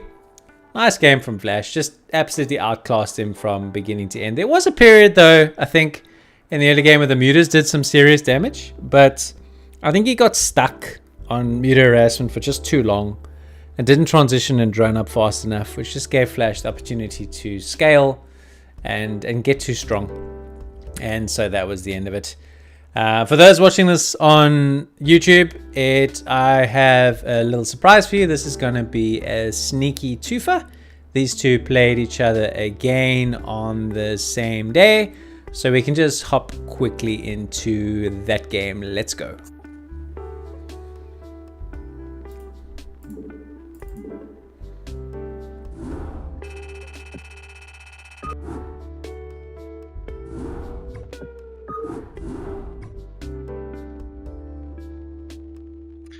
For those with me live on stream, I'm just going to go and refill my water bottle. Be back in a jiffy. If I can just find the correct button. Zoop. Zoop.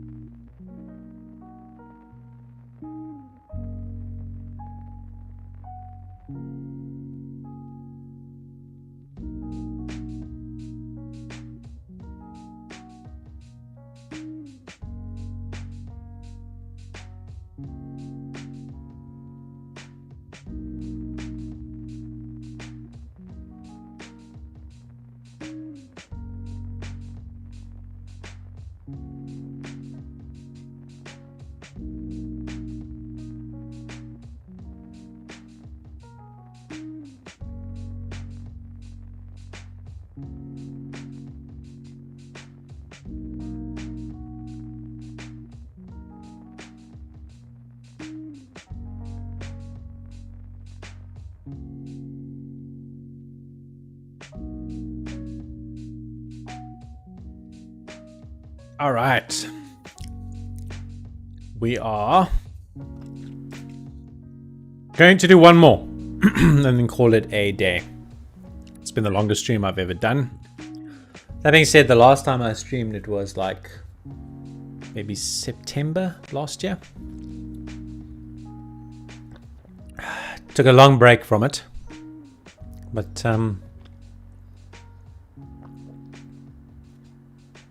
at that stage, access to replays from top pros was very difficult to get, and thankfully now it isn't the case, which just means there's more opportunities for those who want to try. And I'm going to do this one as part of a 2-part series, and then that's going to be it. And enjoy the song while I'm at it. Fighting Spirit, baby, let's go.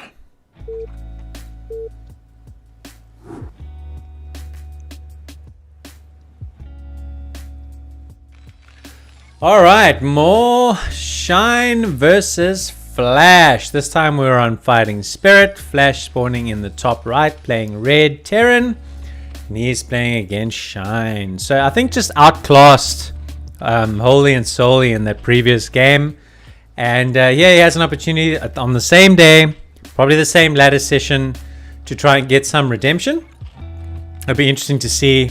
Certainly some spots in that previous game where some damage was done. In the early game, Flash got up, killed a few drones. I do think the meter harassment from Shine was really good, but unfortunately I think he just transitioned into his late game strat too late, and Flash was able to scale. So what is he going to learn from this game? That is the question. I am curious to see what he's going to do. By the way, hello, if you've never seen my face and you know my voice, I'm Rabbit Roo. This is the face behind the voice. We are streaming here live on Twitch. This is part 2 of this video that I'm going to put out on YouTube. If you are watching it on YouTube, cool, thank you. But we'll be live streaming our casts going forward. Not going to be recording content specifically for a video. Would rather just dice up the VODs.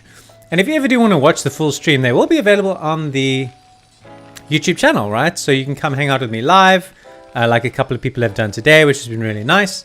Or you can watch these on demand as and when you would like to. It's entirely up to you. All right, so the barracks is on the way. Very, very standard opening from Terran. The 12 hatch has just been dropped by Shine. So both players sticking with the same opening they used in the previous game. We always keep an eye on... See, Flash didn't make a low ground Rex or anything like that because there isn't a specific kind of wall that can be achieved here. So his scouting probe does get in, does see the 12 hatch. So it's now just going to be a case of when he makes his commands. And you can see it's probably going to be a 15cc. He does have a SCV on the way. So let's see when it is. There we go. So it's a 15cc, absolutely perfect. He feels no pressure incoming because his Zerg opponent doesn't even have a spawning pool at this stage of the game. All right, so I think the theme of today, we've been going for 3 hours or just over 3 hours, and we've streamed Flash replays exclusively. Is the returning Flash is two things. Number one, he's really enjoying playing Zerg. He's doing it in a very, very econ aggressive fashion. His win rate for Zerg was 100% today. He did not lose a game playing Zerg, which was incredible. His Terran is still a little bit rusty against the very, very best Protosses in the world. His Terran is looking very, very sharp against the good Zergs. But our sample size is a bit small to honestly gauge that accurately.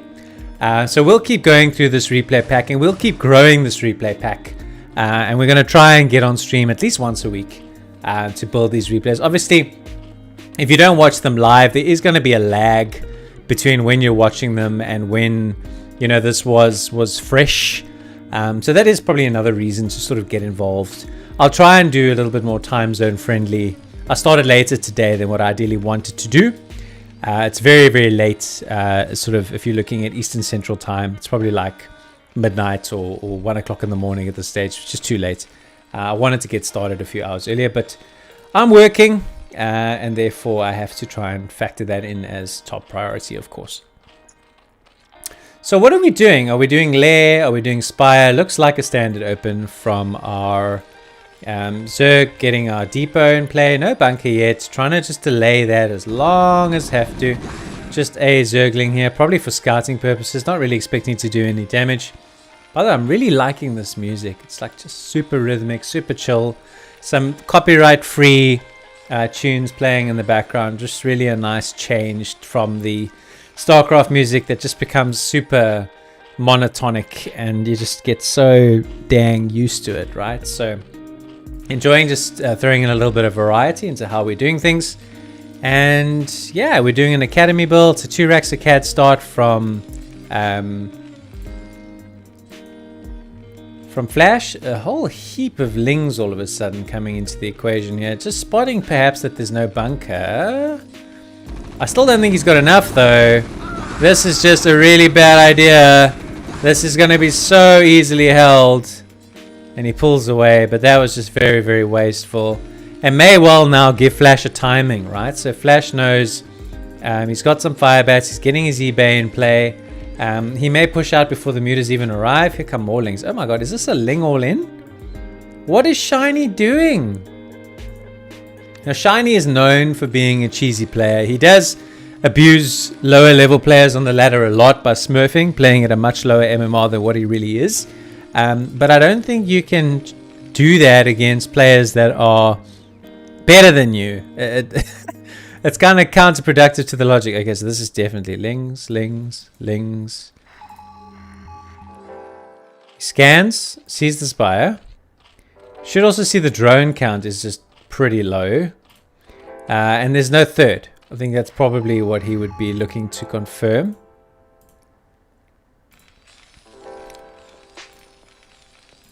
So this is building up to 1 giant ling all in.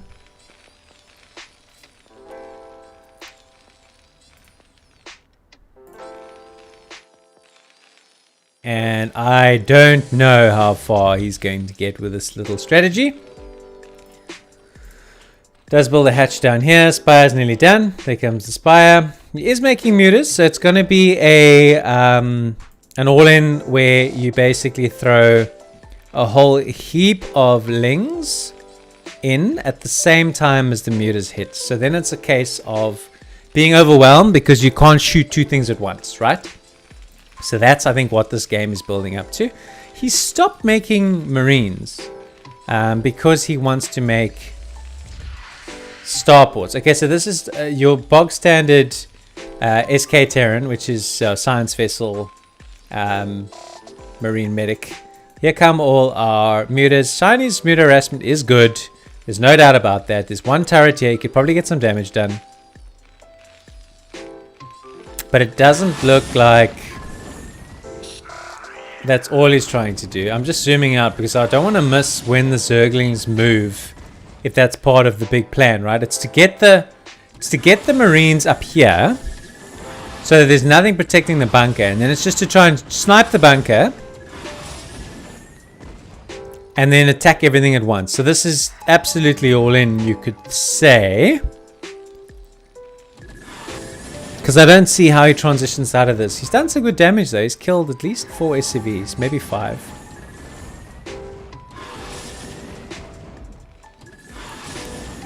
Just find myself wondering, what is he going to do with these lings?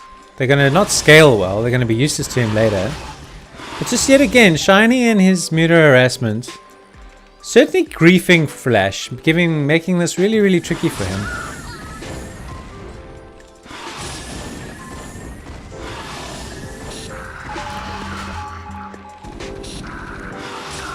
I don't know why you would scan your, I suppose just to make it easier to shoot, right? Yeah, okay, makes sense. Alright, so he's got some good damage down there. He is ahead in supply and ahead in drones. So he has once again gone crazy Zerg by getting a very, very quick hive. Just makes heaps and heaps and heaps of mutas only. And looks like he's going to just check that Flash hasn't tried to expand anywhere. Meanwhile, Flash has just gone wraiths He's getting cloak with one of these 3 starports. So he's gone 3 port Marine Wraith. This is so this is so cool. Like, you just don't see this. Alright, so some more harassment here. Down to 29 SCVs, 28 SCVs. Gets himself a whole heap of Marines.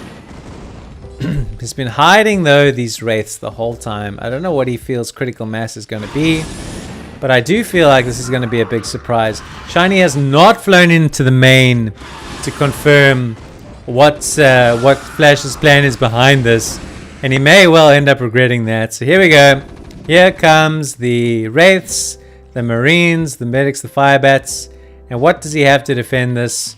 He's got Sunken, another Sunken, couple of Hydras, not even Lurkers yet. Not even Lurker aspect completed yet. I think he's just going to lose to a timing here. So he gets the... He does cloak up. He's going to kill the Overlord. There we go. So he doesn't have detection here. All of these meters are going to go down. It's going to take down the Sunken. Lurker aspect hasn't come up in time either. What a wacky response from Flash. It came from a position where he was really looking like he was under pressure to one where he is just absolutely smashing him. That's the end of that. So a little impromptu 2-game series between Flash and Shine. I do have some more games of theirs that I will cast in the not too distant future. But if you're enjoying this Flash Meets the World series, you should subscribe. There's tons more to come. Come hang out with me on Twitch or on YouTube. If you subscribe to the YouTube channel, you do get a go live notification. So that is one reason to subscribe, so you'll know where I'm live. But that's going to be it for today's game between these two. Until next time, I'll see you soon.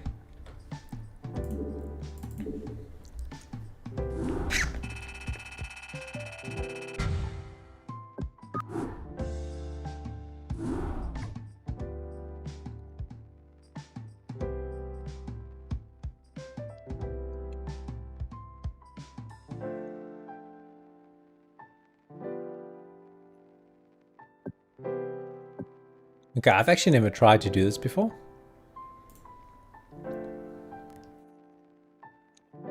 But I'm going to try and raid a channel. I don't know if I can. Who can I raid?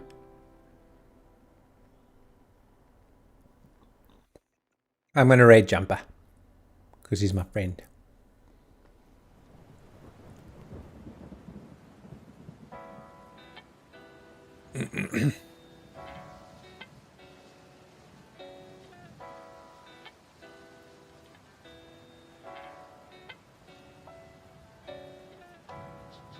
All right. So that's that. Cheers, y'all.